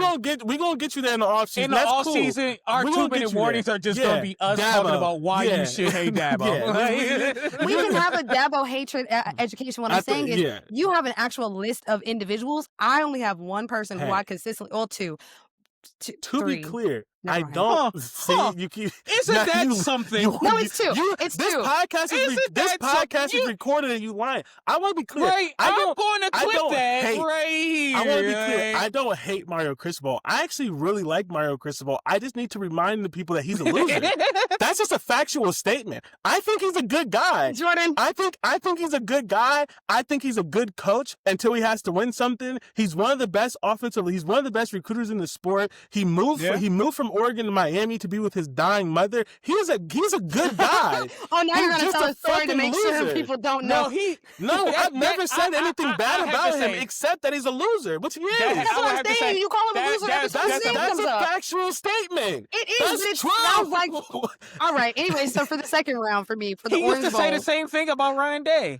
Yeah, No, he's a no. loser. Like, he was. Yeah, he That's used to say just the exact true. same thing. I When it saw- came what- down to what- it to the big game, he's a loser. And What we Riley say? I saw a loser. I said loser. That's an astute observation. I'm not- screaming. Anyway, Texas A&M is going to win between A&M and Miami because to the point of what we all were saying, Mario Cristobal, he'd be losing. Now, to the Orange Bowl, he Oregon and proves Texas us Tech. all I'm wrong, not going to lie to that'd be y'all. nuts. Like, I genuinely am like, I feel like Texas Tech wins the game, but I don't feel like it's going to be like, oh my gosh, they're going to blow them out. It's going to be crazy. I don't know why. I just feel like Oregon can show up in big moments at times, but they just don't always win. So that's where I'm kind of like getting that from. And then Oklahoma and Indiana. I mean, need I say more? Indiana is winning that game. I don't think there's a game that is actually going to be difficult for Indiana except the national championship, if I'm being honest, and maybe when they play Texas Tech. But Indiana is definitely beating Oklahoma because, I mean, the SEC was just trash this year. Like, none of the SEC teams are worth going past the first round.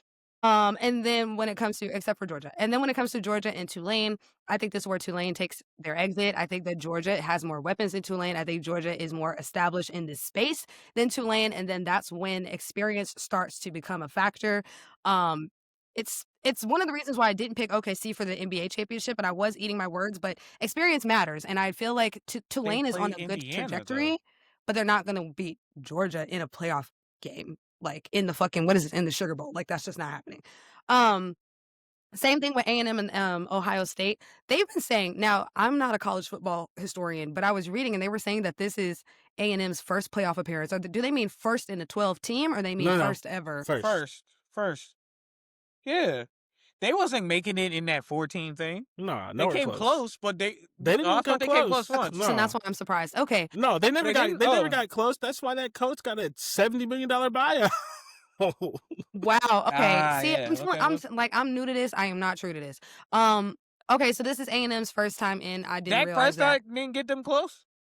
Dak didn't go to A&M. Dak was not. Dak Dak was went at to- Mississippi State. Yeah. He went to Mississippi State. Wrong. The Yeah. colors. It's the colors. Y'all need better color schemes. It's maroon Damn. and white, including fuck ass Bama. Now, anyways, back to Texas A&M and Ohio State. I just said that because we were talking about it. Anyways, back to Texas A&M and Ohio State. Yeah, this is where Texas A&M takes their exit as well. Ohio State, to me, is, even though they're number 2, I still think Ohio State is the best team in the country. And so that's just what that is. Now, the 2 games that I think are going to be the best out of all of this, if it goes the way I'm saying, is Texas Tech versus Indiana and Georgia and Ohio State. I think these are both close games. I think they both can go either way, honestly. But now this is where I'm making more of a personal choice of who I just want to see in the championship, and that's Indiana and Ohio State. And I think Ohio State actually repeats. So that was kind of my logic, is I think that the momentum that Ohio State will build in the playoffs will push them towards the championship. Whereas I feel like at some point Indiana's momentum has to slow down, and that might be the moment where it does. And that's going to suck for Indiana, but it's a testament to where they're going. So I think it's going to be a good thing for both teams regardless. So yes. The University of Utah just signed a Oh, you $500 didn't know about the million $500 million? private Yes. equity deal. They did. I thought you knew about the $500 million. Yes. I did not. Yes, They're I the saw that a couple first. hours ago. They're the first anyone to do that, and they're doing it Yes, just. they It's are. not the Big 12. They're doing it just Just for themselves as a them. school. Yeah. I thought Texas would be the first team. Some Texas team would be the first team to Yeah. do that. Yeah. University of Utah is Oh. actually interesting though, because what firm has $500 million to throw over there? Like, I'm just kind of like, damn. It's Utah. Yeah, there's a lot of It's- shady shit in Utah. That's what I'm saying. Utah. Where is Yeah. this money coming from? It's not even just that. There's a lot of rich people that live in Utah. Not Yeah. the signature. Because they all steal from each Are you other. gonna sign your bracket? Oh, No. wow, Yeah. that's crazy. Oh my gosh, did we pick the same thing, Jordan? Yeah. No, we didn't. No. Close. We were close. I'm the only one who had the balls to pick Tulane. I love that for me. Yeah. So Yeah, you might be the only. You probably gonna be the only right one. Yeah. Yep. So Oregon JMU, I just don't think JMU has it, unfortunately. I'm not super high on Oregon this year, but I just don't see them losing this game. Yeah. Alabama, Oklahoma, Alabama. Like, we don't have to talk about it. This, in my opinion, Alabama, Oklahoma is going to be the worst game It of is the one of entire the. playoff, and JMU might get blown out. It's still going to be the worst game. It's going to be disgusting to watch. It's gonna be ass on ass. Tulane, Ole Miss. So here's the thing. I really thought about choosing Tulane, but the thing is, both Tulane and Ole Miss are in the same spot where they're losing their coach. Granted, Tulane's coach is going to be coaching this game, where Lane Kiffin won't. But like, But he also didn't leave and go to their rival. Yeah, his mind is going to be in Florida. And I think that Ole Miss is slightly more talented. So I couldn't do it, but I think this is going to be a good game. Like, I think this is going to be close. I think Tulane has a chance. One or two, like, Ole Miss has to play damn near perfect. If they play damn near perfect, it could be a blowout, but I'm expecting a pretty close game. I would even say that there won't be any defense played in these. I don't think so. Not a lick of defense. No. They'll be out there and they'll have pads on. Yeah. This game anyway. is gonna turn on a blocked kick, a sack fumble. Calling an interception is too routine. It's going to turn on something weird. It's going to be like what happened with Jalen Hurts last night, where he fumbled the ball and it threw an interception. Yeah, like it's gonna be, because the game is gonna be tight. Someone's gonna press. It's gonna be something weird. A dropped punt and the kicker punch out down. Something. Yeah, something. It's gonna like be that. something stupid. Like, what the fuck am I watching? When No, this shit happens? I have never seen so many. When I was watching it, and I didn't watch the whole game, I turned it on right before halftime. They said 7 or something like that, 8 turnovers and a half. I was like, there's no motherfucking way. You don't even have that many possessions in football I'm so to have glad, that many turnovers. I'm so glad I didn't have that on when I was writing It my was paper. ass and trash, hot garbage. Everything was on fire. It was crazy. And then it went to overtime to boot. It went to overtime. Like, we need to watch more of this. No. Oh, I went straight to bed. I turned it off. I turned on RuPaul's Drag Race. I don't have time for this. That's hilarious. He hit that field goal, and I was like, all right, good night. Anyways, bye. Like, Miami, Texas A&M. So here's my thing, right? I have this thing, and I've been saying it all the time, that I don't think the SEC is that good. I think that when you put them on the field with other teams, they're going to lose, which is what we saw last year. Right. Unfortunately, Ole Miss can't lose to Tulane, so it had to be Texas A&M. Like, I think, like, the SEC, like, an SEC team is going to lose because they're playing another SEC team they're guaranteed to lose. There's 5 SEC teams in here. I think they lose. Like, if I really, really wanted to pick Tulane, but I couldn't, I don't think Texas A&M wins this game. And I don't even know. I think, I just actually straight up think Miami's better. Like, I was not really impressed with Texas A&M this year. I agree. Texas A&M, like, we're talking about schedules, and we can't do this all the time. Texas A&M had, like, the easiest schedule in the country. Cakewalk. They played like the bottom 7. They played all of the worst teams, and they didn't play anyone that was in SEC title contention. And the time that they did, they lost to Texas, who was limping at the end of the season. And it wasn't really close. And I think that, like, now hear me out, Mario Cristobal's a loser. If the game is close, Texas A&M wins. I just don't think it's going to be Okay. close. I think Miami is Oh, going okay. to put their foot up their ass because they feel like they were disrespected. And Yeah. to the thing that we I said didn't think that about Notre that. Dame should have done, even though Miami's in the playoff, I think Miami's going to say, we had to beg to be in. So now we're gonna Fuck smack no. people up. But Yeah. so we That's say a that fair we're point. That's trusting a fair Carson Beck point. over Marcel Reed at this point. I'm Because trusting it's really gonna be anyone. a battle of them two. Like, they have great Yeah. wide receivers and things like that, but that's really where the battle is. I think So Carson Beck has an up and down experience. I think Carson Beck is going to have a great game in this game, and everyone's going to be like, "See, we told you he was an NFL prospect," and then they're going to throw 3 picks against Ohio State because he's absolutely. fucking Carson Beck. So Right. like, Right. yeah, he's throwing 3 picks in one of these games. Like, I just think he's gonna. I think he's gonna save it for Ohio State. So that's that. I think Miami has a lot on their shoulder, and I just don't think that Texas A&M is a good team. I think Texas A&M is limping after losing to Texas, who's the only team that they played with the pulse, and Miami does indeed have a pulse, That's and they fair. have a lot That's of fair. anger. I won't stick on this That's because Angry we've all, Pulse is yeah. That's Yeah. fair. I didn't I even think about that. I won't stick on this because we all picked the same thing. I have Texas Tech over Oregon. The one thing I will say is I will answer DJ's question. DJ mentioned, like, she was talking about like Texas Tech, Oregon. I will tell you why I think this isn't a good game. You're like, you said you have a feeling. I have facts to base your feelings. Dante Moore, who What did I better say? than I don't remember. said- I said it's not gonna be a good game, right? No, you said you don't think it's going to be a good game, but you Okay. don't know why. And I'm going to put the why. You're 'cause gonna I give me agree my with you. context. Thank you. Because Yes. it doesn't feel good in my spirit. But yes, Yeah. let's go with what you're So saying. I'll take Dante Moore. I've already Right. issued my apologies. He is better than I thought he was going to be. But a couple of things that I said are true. Number one being he cannot handle pressure. What Okay, does so that's why I Texas said A&M Oregon, do? they're gonna shit the bed. Okay, yeah. What does I know you said it. I'm telling you why it's going to happen. What does Texas Tech do better than almost anyone in the country? Pressure. Pressure. They're Pressure. going to be in his Run face him all night. down. I think he throws 2 interceptions. And someone said it earlier about Texas Tech, not related to this game. We were just talking about their defense in general. They force a lot of turnovers. Yes, they they have do. one of the best Yes, linebackers they in the do. country. Dante was saying that. Like, we're putting all the points together. Oregon's run game is not great. Booty cheeks. I think Texas Tech puts them in a place where they have to throw, Throw the and ball. that pass rush is going to murder them. Yeah. And so, like, Yeah. I don't know if it's going to be a blowout because I genuinely don't know if Texas Tech can score. Like, I don't even think I think I closed my eyes when they were on offense. I was only there for the defense. Like, their I offense, closed my eyes. like, They can it's score. not awful. They can It's not score. awful, but like it's I just don't know. Like, I believe that their defense travels against more talented opponents. I haven't seen the offense against a talented defense, so I don't know. So Yeah. like, it could be a game where they like wreak havoc and it's still close and Oregon has a chance. But if that offense shows up, I think this could be a blowout. I've said all year I think Oregon's a year away. I think Texas Tech is the worst outside of Ohio State and Indiana. I think Texas They're Tech the is worst the opponent worst to matchup have. because of their pass rush. Yeah. He's going to throw multiple interceptions or have a sack fumble. He's going to revert because his biggest flaw is that he cannot deal with pressure. And anytime he's been pressured, he's had bad games.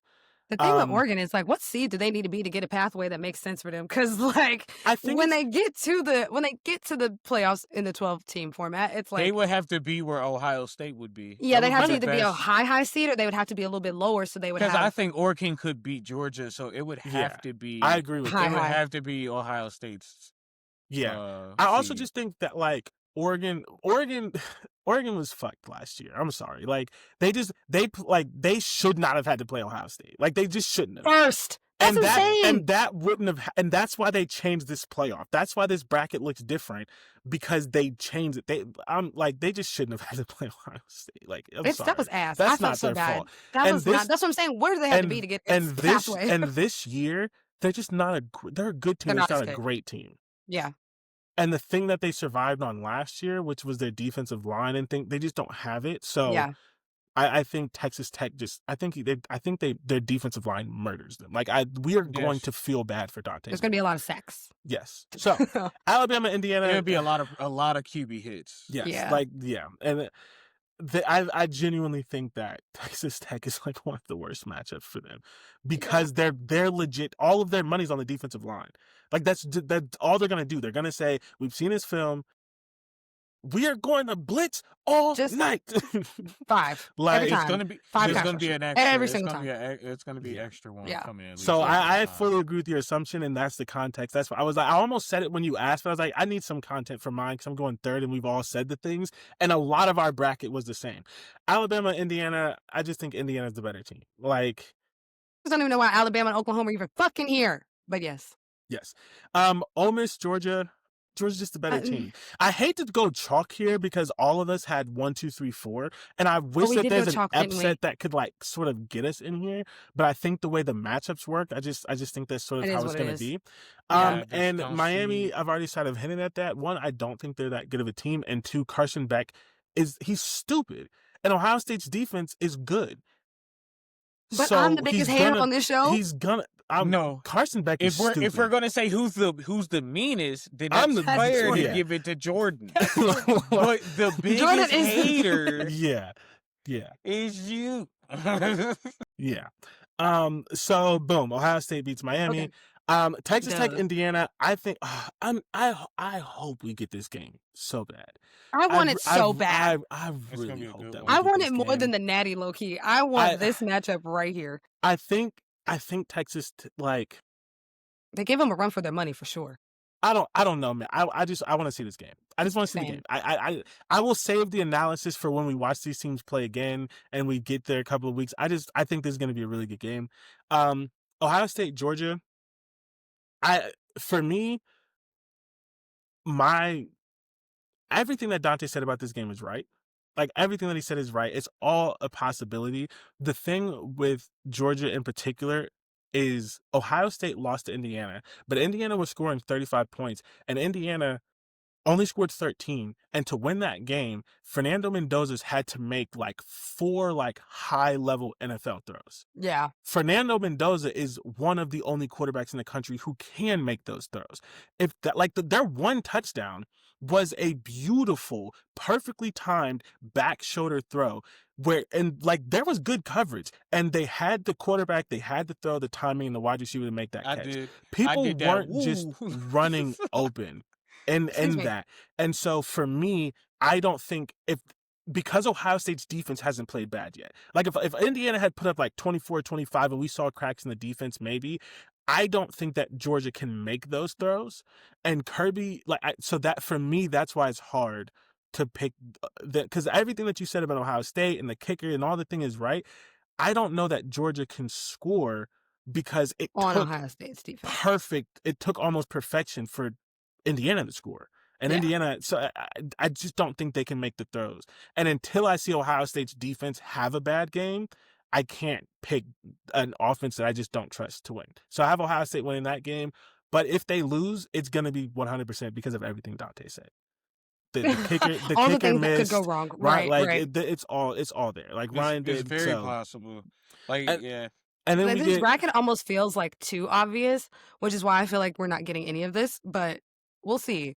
No, we're definitely gonna get all of this. yeah. It's like Well, I mean, Texas Tech is the a big obvious- upset, and I don't think most people are going to pick Miami. There are upsets. I just think Ohio State, Indiana, and Texas Tech are just the 3 best teams in the sport. They just are. Yeah, exactly. And where Georgia's bracket lines up, it's Tulane and Ole Miss. Like Georgia can't lose that game. They're cakewalking through those. Like That's like what I'm they saying. I'm like, can't lose. some of it that is game. almost too easy where I'm like, Yeah. But anyways. because honestly, last year it was a run of the mill bracket. Besides Yeah. the Indiana loss, like Yeah.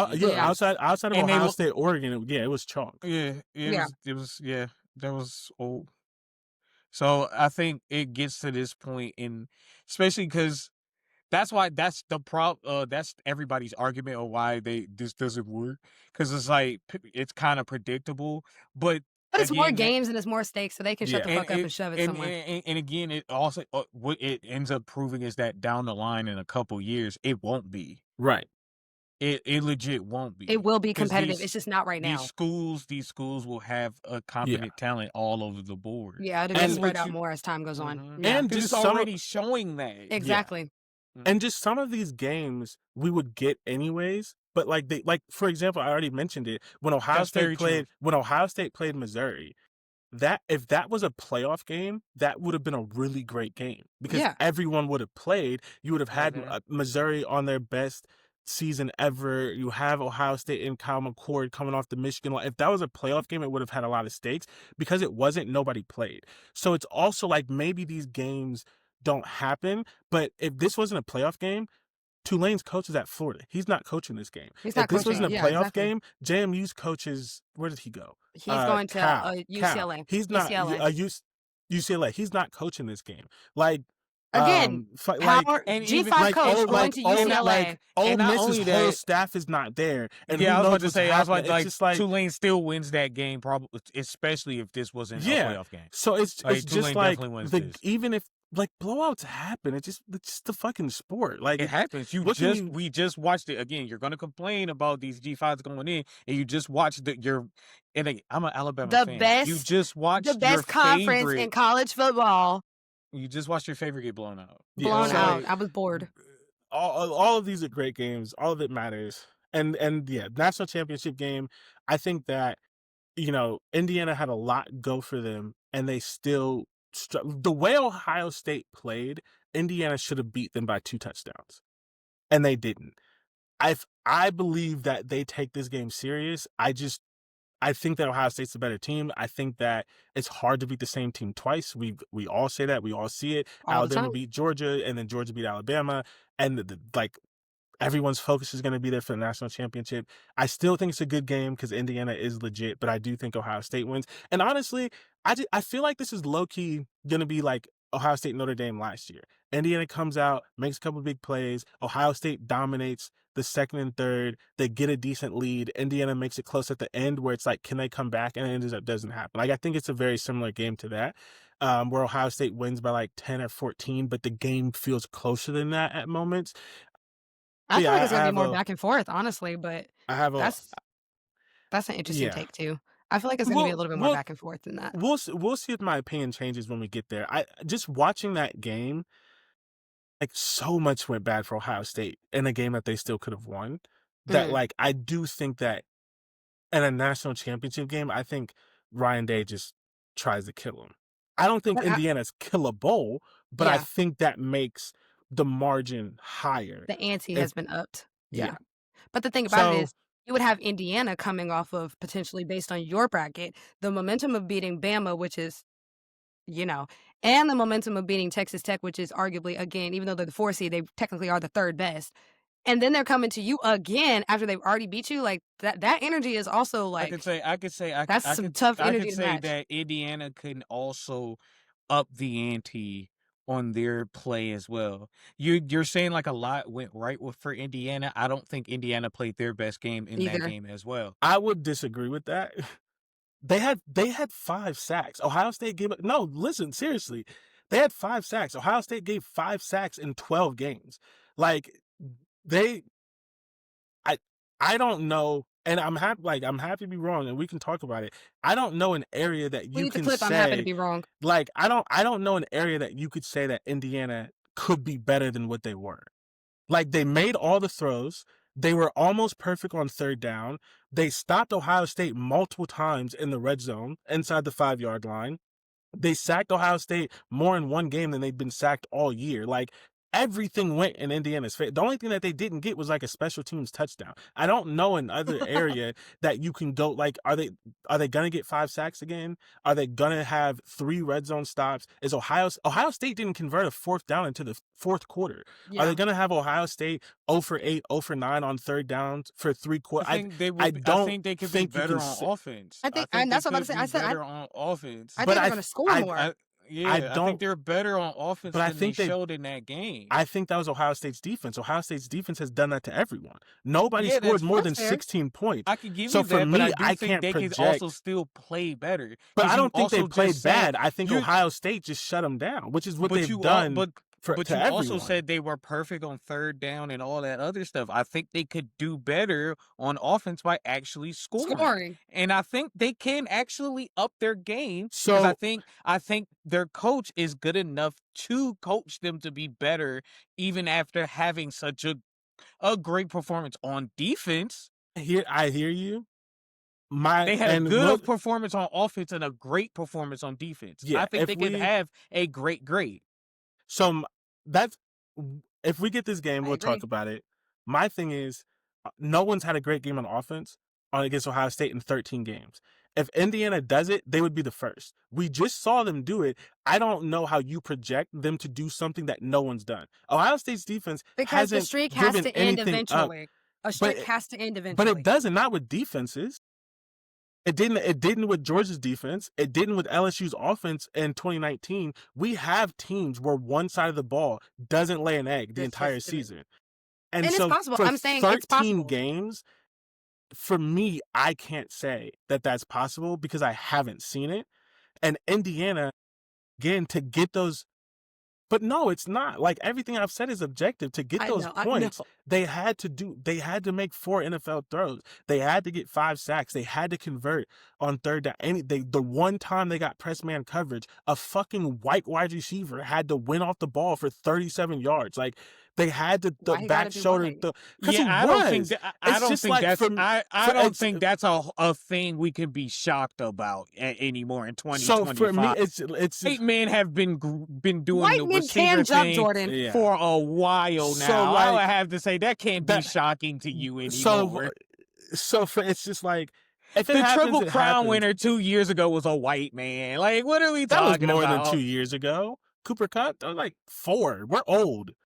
That was not Oh, 4 hell. years Okay. ago. That Well, was 4. I mean, That was your like ration- 2021, dog. he's gonna Google it. We're Your old. rationale, Jordan, makes a lot of sense. I also think at the end of the day, as a fan, you are just naturally biased, which is fine. That's also fine. You're supposed to pick your team to win the championship. Like, that's what you're supposed to do. And especially when you have facts to back it up, like, yes, damn it, do it. I just think that both Ohio State, I think what me and Dante are both saying in our own way is that both Ohio State and Indiana have better performances in them. And if we actually do get this matchup, besides the Indiana-Texas Tech matchup, hopefully we get that, it will be the 3 best game years of the ago. entire series. Like, it will be the best one. I think, personally, it's going to be a little bit more back and forth. I think one team does pull out in the end, and then they score, like, 2 touchdowns or something like that, and then it becomes like, well, damn, like, we know who the champion is. That's what I think. But I think from the beginning, like, it's going to give dogfight. Like, it's going to give, like, Indiana's coming in with a lot of pressure. This is their first championship run. They really want to make that happen. And Kurt Signetti is a great coach. They have a really good team. Ohio State has history, right? Y'all are not new to this. Y'all are true to this. How many championships would this be for y'all? 11, 10? I don't know. I actually don't know. Some number. I don't track that. It's not as many as Bama. I know it's not that, right? It's Yeah. like, it's in double digits. The point is, like, y'all are not new to this. Y'all are true to this, which can also add an element of pressure that may not always be good. So, I mean, I'm happy to say that I actually would not be mad if we ended up with Indiana or Ohio State. I'm not mad at either team winning the championship, which I love. But that's why I said I feel like it's going to be like the Notre Dame game. Because that first quarter was a bloodbath. It was back and forth. And then the second and third, Ohio State won out. They built a lead. And then we got to the fourth quarter. And if Ohio State doesn't make that throw to Jeremiah Smith, Notre Dame's getting the ball back with a chance to tie. So, like, that's when I say that game, I can see that script. But I see it. But again, Ohio State ended up beating Notre Dame by double digits. The game didn't always feel like that. But that's ended up what's happened. And that's why I said I think it could be like that. I'm just switching what you're saying. I think the pullout happens in pause. Indiana's happens in the fourth quarter, not the second and third. Yeah. So that's the playoff bracket. We will obviously be tracking it. We will be keeping up, and we will see if any of us are right. We should probably, because me and Dante used to do this all the time, we should probably do a picks thing on this that we can figure out next week before the games start. Do a what now? A picks thing. Friendly betting. Oh, yeah. Like friendly betting. Like, one year, Dante had to wear a Clemson shirt. One year he bought me an Ohio State hoodie. Especially since there's 3 of us, maybe it would be cheaper. We can buy. I was about to say I gotta get mine for last year. Did you ever send it to me? Nah. What did you ask? That's on me. I already know what I want, so yeah, we'll figure it out. And since there's 3 of us, it'll be easier. We can split the cost. Split the cost for so whoever actually whoever's bracket has the most right. Yeah. A shirt of their choice or something like that. Oh my goodness. I already know which one I want. I'll say It's it. gonna be DJ. I want the orange WNBA hoodie. That's what I want. Oof. I That want an shit's orange Damn. so WNBA hoodie. bright. Oh my god! Damn. And you I want might have to you want to copy know you because I you want to low-key know want why that I know too. it is? It's because I used to have a Bowling Green hoodie that Same orange. Bowling Green is so That's fucking Bowling bright, Green is dog. nuts. it's Yeah, so Bowling But Green bright. is I so want a bright. I want a So bright. WNBA orange hoodie. I need it in my life. That's like the only thing I want is a WNBA orange hoodie. So Yeah, I'm playing for that. understood. All right, we Ooh. ran. You know what? I We might know ran what I long. want then. We ran long. My 2-minute Well, I report knew that. is We knew that. yeah. My 2-minute report is gonna be 30 seconds. I just think it's insane that the Colts pushed all their chips on the table, traded 2 first-round picks, which I'm still not mad at for Sauce Gardner. Everything was going Right. well, and then as soon as that happened, everything that could go bad went bad. Sauce Mhm. Gardner missed multiple games. He's injured. Our second best corner is in concussion protocol for the 3rd time. Daniel Oh Jones has an my. Achilles injury and is out for the game. Our backup quarterback Riley Leonard injured his knee, and so we just signed fucking 44-year-old Phillip Rivers to play quarterback. Everything that could go wrong went wrong, and right after I broke down and bought NFL Sunday Ticket for the rest of Shut the up. No, season. you didn't. And I was watching the game last week and I turned it off. I swear to God, on Sunday, I didn't watch any football. After watching 3/4 of the Colts game with the Sunday Ticket I'm paying for, I didn't watch football the rest of the game. So 30 seconds, that's I it. texted Jordan on Sunday after I saw that Daniel Jones had torn his Achilles, and then obviously like Ohio State had just won the week before, lost the day before. I just texted Jordan. I said, "I'm thinking of you during these trying times." I left him be. I 'cause said, when "I'm thinking of you. when I I'm saw so the sorry." when I saw the injury, I was like, I was like, oh "Damn." no. Yeah. I And then felt so bad for I you. promise you, I read Colts are thinking about giving Phillip Rivers a workout. I was like, that's a lie. No, when I It saw they went signed on him to about the my practice squad, life. I said, No, "Phillip Rivers," as in I literally was like, that's a lie, and went on about my life. Woke up this morning and read Fine. Colts signed Phillip Rivers. I was like, fuck y'all. What Neither. are we Okay, but doing? here's the thing. bro. Can I be What like? year is it? Can I be the optimist in this situation? No. Okay. No. Where? But actually, yes, What I want to hear what optimism? you're going to say. Like, I have to I hear feel this. like he must still have a little something if they're signing No, him. he does No, he not. doesn't. No, he doesn't. No, he No, he doesn't. doesn't. We I was saw trying. that I was trying. 2020 The season. only We saw reason- that 2020 season. Yeah, we He did. was awful. And the only reason he's even I semi think he in lost the shape, job. the only reason he's even semi in shape is because he has 30 fucking kids and he's chasing 2-year-olds at 44. He Does has he have 30 kids? because He has a bunch of kids and he's a grandfather. So they're He's fucking. they're He's fertile. Okay, never mind. No, he's not. Well, he is Oh. fertile. He's Fertile as I don't hell. think He's he's got a bunch of Mormon. wives. He's one of the Christians that believe in God giving you babies and Oh, your Nick Cannon. job is to Okay. be fruitful and multiply. Yeah. But Nick like, Cannon. except he's like really religious. I think Nick Cannon just weird. Like, Well, Nick Cannon there- actually explained that it was a tough time in his life. I'm like, no, there yeah, are but like, 11 lives hanging in the balance, nigga. so like, okay, Anyways. like DJ, you may have watched this. Did you ever watch the shows when we were growing up about the people who had like a bunch of kids in the house?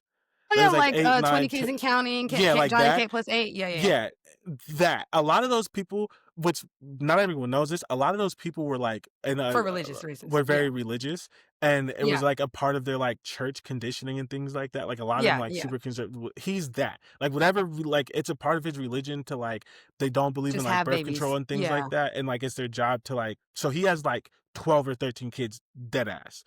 Like yeah, he has a lot of That kids. poor woman, just one wife? Yes, just one That wife. poor lady's Yeah. uterus. Oh. Yeah, It's like so- Giannis. Why is his wife always pregnant? It's actually kind of out of control. Like every time I see Giannis Antetokounmpo's wife, she is pregnant. She's You know pregnant right what? now. You know what? Because Like- you know who? It's funny because I think out in public, Giannis takes it like it's him. It's private. It's her. I bet you it's her in private. Not in private. She is talking about Yeah. some put another baby in me. Okay. Okay. I bet you it's her. I said the same thing about Sierra. I was like, y'all keep thinking it's Russell. I bet Oh, you it's Sierra. I was watching a podcast where the podcaster asked Sierra, she was like, I feel like whenever you and Russell Wilson argue, it's be like, no, I love you. I love you more. I love you more. Like, that's how y'all argue. And she was like, no, actually, it's not like that. She said, oh, is it every time y'all argue, y'all have a baby? And I was like, y'all are so unhinged for asking her that. But she also said no to that too.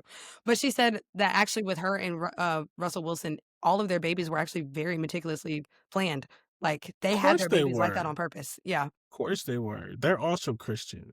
Yeah. Well, I'm just saying, like, there's some people where, like, they just be Your like, "Oop, we're phrasing pregnant for again. your Oops." Whereas, report like, is she said all gross. the timing of the babies was, like, what they Yeah, wanted. because it was probably around football season. But fucking Phillip Rivers was oops. Oops, I did it Did it again. for a 12th time. Oh my Baby. gosh, that poor lady. My 2-minute warning is also very short. Asia Wilson on I like- top. From the beginning I of the don't year like all your the way to the phrasing. end, I don't Time like your Magazine phrasing. named Asia Wilson the Athlete of the Year. I believe that was the correct decision. No shade to any other athlete that did things this year, but nobody was doing it like Asia Wilson. And so I love it. The photos are gorgeous. The fashion is beautiful. I don't love the cover shot that they chose, but I'm happy for Asia Wilson. The only comment that I have is that a lot of the press, like pages and blogs and things like that are only pulling one particular quote from the article. And that's the quote that she said about Bam Adebayo, where she spoke about how she felt about him and him being her life partner and then potentially having children together, getting married, all those things. And it's just odd because, like, the article is not about whether or not she's going to have kids and get married. It's about her accolades as an athlete. So, like, why is that the quote that's circulating? Like, y'all didn't have no other quotes about nothing to circulate, Come on but now. what she said about marriage and babies, it's just like, as a woman, it's getting so ridiculous. Like, nobody cares what you did unless you use your uterus, and it's very annoying. So Asia actually retweeted a blogger that tweeted about it and was just like, that's the only thing y'all got from the article. Like, come on, they wrote like 3 pages on her. So anyway, love that for Asia, regardless. Yeah. Phillip Rivers has 10 kids, and approximately his Yeah, oldest that- was born in that number. 2002, and Yeah, his that's youngest true. was born in 2023. Oh, shut up. I can't. That woman has So been having that's babies very for true. 21 years straight. So But again, I will say 10 seems low. That seems low. I thought it was more than that too. I thought it was 14. That's No, more I than think 14 is the black guy who has like Yes, multiple but baby I thought it moms. was both of them. no, I Tyreek thought Hill. it You was- talking about Tyreek Hill? He has No, 10 kids too. no, No, older. no, I think no, it's one of the no. Rogers Cromarties or something. One of Oh, them. well, I think Tyreek it Hill is. also has 10 kids. No, this was written in 2025. It's 10. So Dante's like, I'm just saying, Tyreek Hill, he also has 10 kids and It just, a few charges. I believe you. I just feel like that number is low. That just seems like I feel like I've read that it was like 12, 13, but This it article just was seems written Too in wrong. damn many for This one article woman. was No, I written in believe you. 2025. So You know, I believe you. It just, I don't know why that number seems so USA low to me. Today updated December 9th. Jordan said. So hold on. No. The funny thing is, these articles are literally from today. Today, Phillip he had Rivers' just signed, name so went that, back like, in the news, and everyone started Googling how many kids he has. This is the most accurate It's the information. trending Google search. It's because everybody knows he had a bunch of kids, so that's why they're like, it's 10. bruh, how much? It's 10. Yeah, It's that's 10. why people And are his like, that's oldest insane. daughter just had a kid. So his youngest kid is like a year older than his grandchild. Yep. Straight to hell. Okay, anyways, Dante. Let's get out of here. My 2-minute drill is might be a little long. It's the NBA. Oh God. As a concept? No, the it's NBA doesn't exist until March. For you, No, Jordan, for you. I only want to talk about this because it's been a problem that I have seen way before, like, it's come up in recent weeks. But that guy who got kicked out of the Kings game, for yelling at Zach LaVine, I don't know if y'all know what he said to Zach and why he ended up getting kicked out. So what he said to Zach was, "We don't come here to watch you not play defense." And Zach LaVine said, "Then go home, nigga." No, DJ. No, DJ. No, DJ. You get paid $40 million fucking dollars to play a basketball. Yeah, you can play game. some defense. And you aren't giving no effort on defense. And that's just not. Ticket prices for these games have gone up and up and up. And the talent, and not even the talent, but the product on the court has done this. Yeah.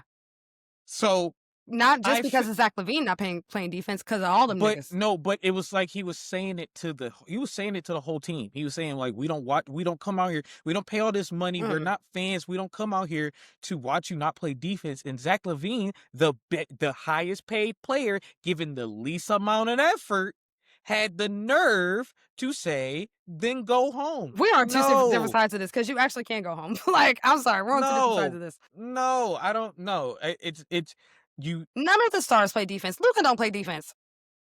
Nobody and plays that's the defense. no, and that's the problem. Y'all are Okay. getting paid more and more money, and you're giving us less and less effort. You've been Okay, I hear what you're complaining. saying. You've been complaining that it's like the All-Star game, and y'all don't give no. You don't practice as much. All this other stuff, and now in the games you're giving even less effort. Where we have to pay our hard-earned money, where we probably only get to see you In one of the worst one economies. time. Yeah. Yeah, and I only probably get to see you once of my lifetime, because these tickets are just getting more and more expensive. And the other problem I'm going to bring up is Chris Paul being let go by the What was Clippers that? What was that? for tasking his best player and best players and coaches to give more effort. This is what Can't I'm believe that. saying. This is what I'm combining my I'm going. Like it's a whole NBA problem where you're seeing these teams or you're seeing these players, you're making all this money, and it's because of us. It is. We as the fans are the reason why, because even though you're the Kings, you've been terrible my entire life. I'm 32 You've years been old terrible my in a entire life. couple months. You've only been good 4 times out of my 32 years of life. Screaming, because when were the Kings good? Because I don't remember that. A couple years ago with Fox and all them, they made a playoff push, but they lost to the Warriors Oh, in the okay. first round. That makes And then yes. I was like, the Kings, wow. Yes. and then 2000. Right. When Doug Christie was still playing basketball. Right. 2000 to 2002. That again, so my 32 years of life, you've been terrible. The Clippers, my entire life. Some people who lived before us his entire lives, our parents' entire lives, actually. Like Listen. there's teams, there's players, because again, there's been James Harden is one of them. You give piss poor effort and you're making You're talking about a 30-something name million on my dollars. list of people I hate? James Harden. We could do a whole episode of why I hate that man. The NBA, while it's great that these black men get to make this money, you've become entitled because you forget that you are entertainment. At the end of the day, you're entertainment, and your product and how you make money and your product is entertaining people. You cannot then be assholes to the to the product you're trying to sell to, the customer you're trying to sell to. Mm-hmm. Because then when people start showing up, you're gonna be like, "Well, I don't know why the fans ain't coming out. Y'all are terrible, and you're not even trying."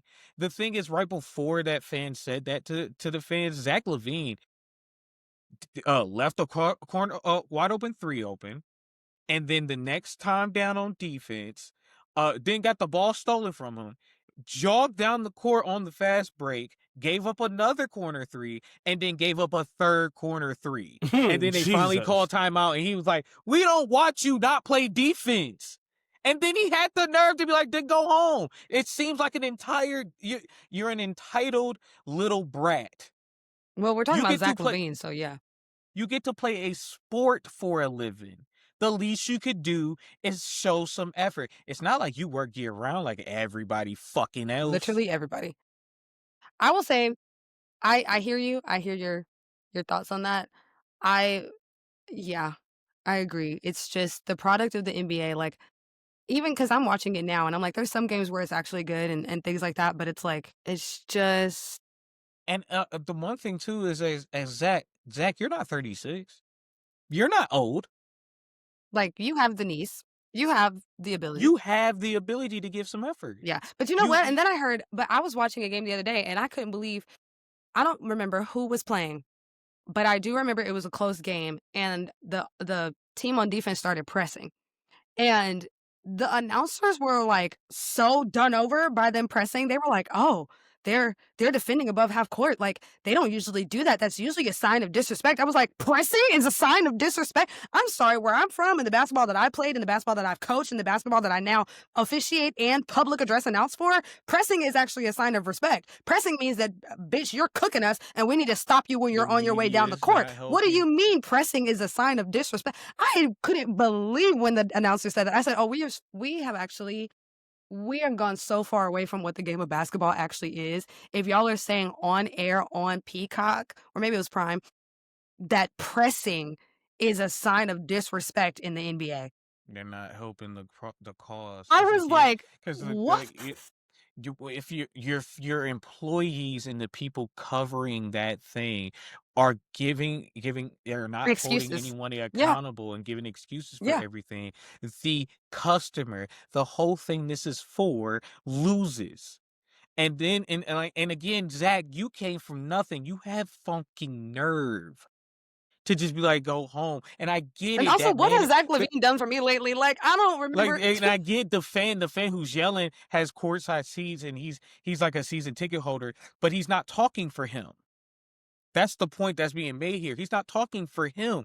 There's people who this is probably going to be the only time they get to see an NBA. I've never been to an NBA game. Shut up, you haven't?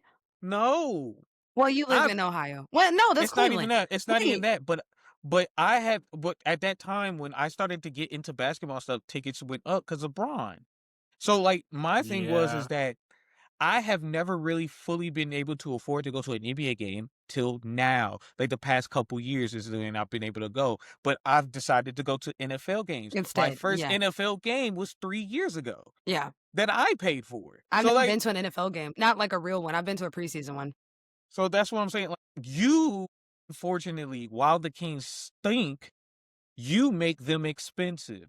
Y'all are a very young team and moving like you're the Clippers. At least with the Clippers, you're They're the old. oldest.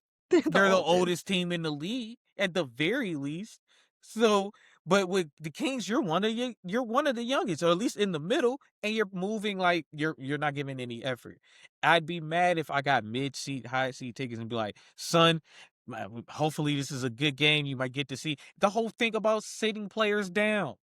You come into Yeah. Sacramento and you're sitting your best player. How dare you? Yeah. Do that at a home game if you're gonna do it. But again, these people come to see best players from other teams because I can't go to LA, or I can't go to San Antonio. I can't go to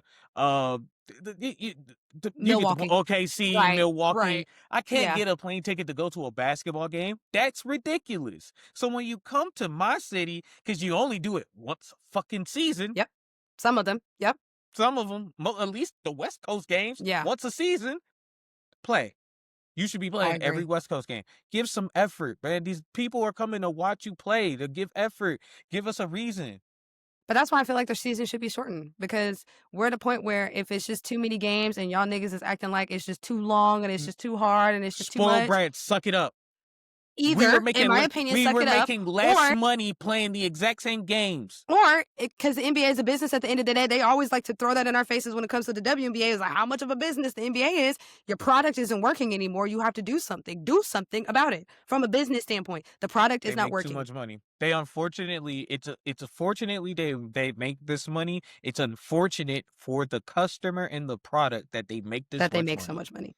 And that they're not held to a certain standard, because I feel like if they make a lot of money, that's fine, but they're not held to a certain standard. I feel like with the NFL, these guys make a lot of money, but they're held to a certain standard and I also feel like it's because they play less games. Now, granted, they play more now, right? But in general, like comparatively, they play less more, games. but they have to. There's also more It's the nature people, of the sport. I know. Yeah, I know. I also feel like partially with like the helmets and the things, you don't there's a lot of nameless faceless NFL players. Yeah. And part of it with the Jadens and the Cadens and all the things like that. I think basketball has just reached a point where they just ultimately they feel entitled. And so they because forget that basketball is a they're rich person sport entertainment. now. Right. They forget that they're entertainment. They forget, like, and yes, I understand that there are some fans that forget that they're human, especially when we talk about betting and but like just basic things, they just feel like fans can't say anything. And that doesn't happen as much in football, especially because you can easily lose your job in football. Like, no, Patrick Mahomes won't lose their job, but Yeah. that left tackle might, that defensive Yeah. end might, that corner might. Mhm. He's There's like, not enough so consequences. There's not enough standards. That's what I'm saying. like, And honestly, if Patrick Mahomes plays terrible enough, long enough, right, yes, he he could. and he will. boot his ass out of But- there too. Yeah. But like Zach LaVine could play bad and he still could be a star on someone's team because there's not enough stars. There's truly not enough competition. And the stars have become baby to a level where they feel like they're not doing it for, like, they're not doing it for they don't play the sport for the fans anymore. Like they just don't. Well, they don't play Like, for it's the not love a of the game fan anymore, experience honestly, there. Yeah. too. And They I don't was- play for I the love wanna of the say- game anymore. my- This you can even look at it from a youth sports perspective. How expensive it actually is to play on any team that's worth something to get yourself to the position to play D1, to get to the NBA, to whatever. This new generation of NBA players are silver spoon baby boys. They're not the guys who played on the street, who had grit, who fought for their spot on this NBA team. They're the guys who went the traditional path of, I played AAU, I was one of the best in my state, I went to X college, Kentucky, Kansas, Duke, whatever. I was a number 1 through 30 recruit. I only played 1 year in college and now I'm going to the NBA. Like, that's all of their stories now. There's no more, I got this out the mud. I fought for this. You know what I'm saying? Like, your AIs or even your Magic Johnson, like, Magic Johnson didn't have shit. He was the best in his state and he did go to college, obviously, but he didn't really have shit. He came from nothing. He just had a basketball. And these guys now, it's like, it's just a totally different, like, pathway and attitude. Because even the guys who, in my opinion, are the best guys in the league are the ones who played in the G League first, who went to college for 3 or 4 or 5 years, those are the best guys because they had to fight for it. The rest of these guys, I would say the best players in the league that have that story because they're foreigners. well, no, I'm talking about like Nimhard. He's not a foreigner. And then like, what's his name? He's in Houston. There's a few guys who are kind of getting Anthony their names. Edwards. Anthony Edwards, Yeah. but he didn't play all 4 years. No, but Nah. Anthony Edwards still has that But story. has a story. Anthony Yeah. Edwards' I would- coach had to drive him 2 hours Yeah, a day yeah, like, there was so he a- could play on a real team. There's some level Yeah. of grit there, and those guys are the guys usually where it's like, and then the foreigners, yes, they have a level of grit that's just different because FIBA basketball is just Yeah. different. But like, I just feel like basketball is becoming like tennis and golf and all those other sports where it's like you can buy your way in, and now these guys don't really have any work ethic for real. They're just either naturally talented or they just were in the right positions and got what they got. Yeah. You know, I want to say one thing before we get out of here to push back on your playing less games thing is that you can't tell me that we have such great sports medicine, all this technology to I have agree our with bodies that. right, and they make all this money to keep their bodies right, and they be like, we need to play less games. I agree No, with that. because back in the day, they had less and was able to play All of them. 82 games. Yes.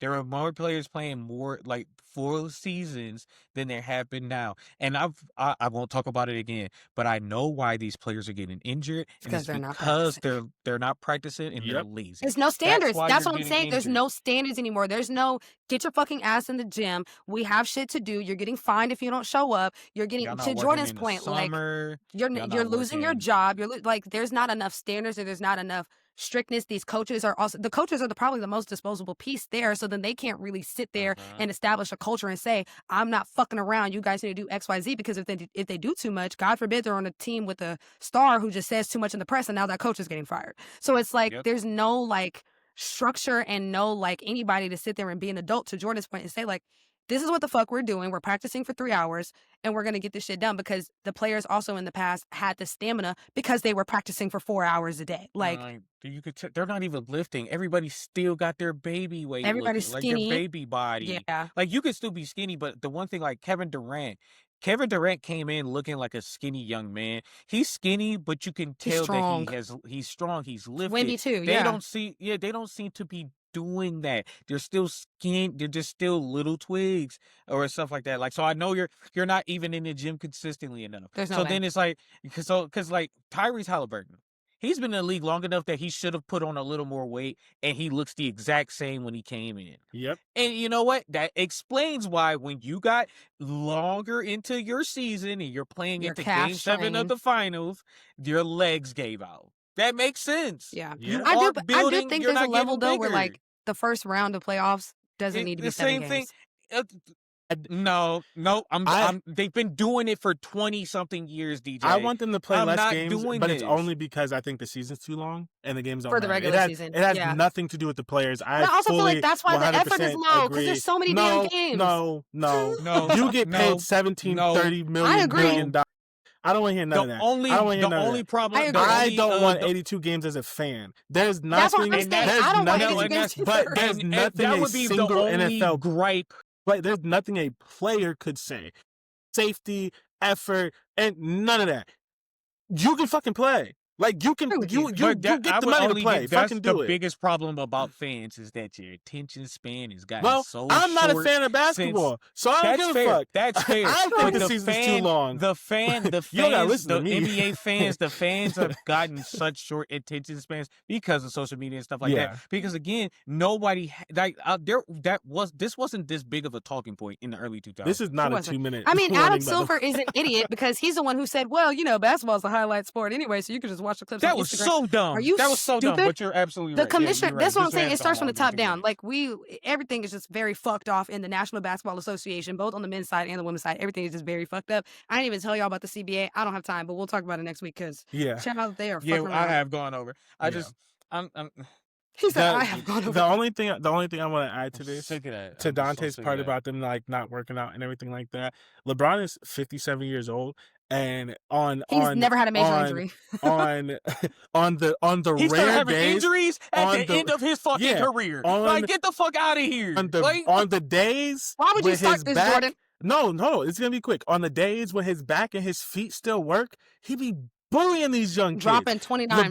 LeBron scored 8 points, and the next I watched the clips. He's dunking on people. People are getting. He's 45. They're moving out of his way in the lane. Jordan does not know how old LeBron is. I'm exaggerating. I know. He's bump fading people. He's not that far away from 45. Like he's doing all these things, and it's like y'all should not be letting him do this right now.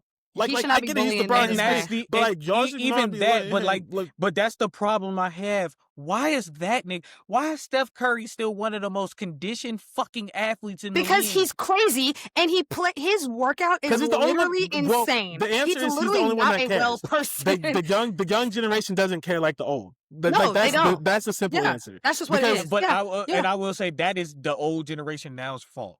Well, it really is. And there's no OGs anymore. There's no vets on the teams anymore. So there's nobody. See, anyways, and we can talk about this in March. Yeah, because this is a conversation we should have. There's also a problem as well. We can't have this right now. Yes. Anyways, veteran you had on the team, they get rid of him. Whew, right, the one veteran who wanted them to work harder. Silly. Right. Fucking silly. It's 2 hours. Well, the Clippers is not a smart organization. 2 hours and 10 minutes later. No. You're right. We are definitely cutting out at least 4 minutes. We have to cut out 4 minutes because of the call. You're right. Anyways, as always, thank you for listening. This was the Power 2 podcast. We had a lot of things to talk about. We will have a lot of things to talk about in general. And personally, as we finish this season, the first season as a triumvirate, as the 3-man weave, this was fun. But I'm more excited for the off season because we will not have, like, in all the shows that I've ever done, we've always struggled with off-season content. With the 3 of us, we won't. We'll be all right. Anyways, I'm gonna have more game news. Yeah, trust me. Next year in gaming is about to be crazy. Yeah, absolutely. Thank you for listening. Hopefully you watched, because we had graphics and we had all these different things that we're trying to do for y'all. We'll be back next week. Next week we will. And if you don't watch, just turn it on in the background. We need the views. You know what I'm saying? We are 3 fine shits. Like, come on, stop playing. Stop playing. So, straight guys. Listen. I be seeing these other podcasts posted videos. Ooh, jump scare! Like niggas, like stop playing. Listen, you know. Okay, it's time. It's me time. and Dante get the fresh cut. DJ be spending her time on her makeup. Like, come on, stop playing. That's gotta be in there. I got it wrong, but that's gotta be in there. Okay. We'll catch y'all next week. Thanks for listening.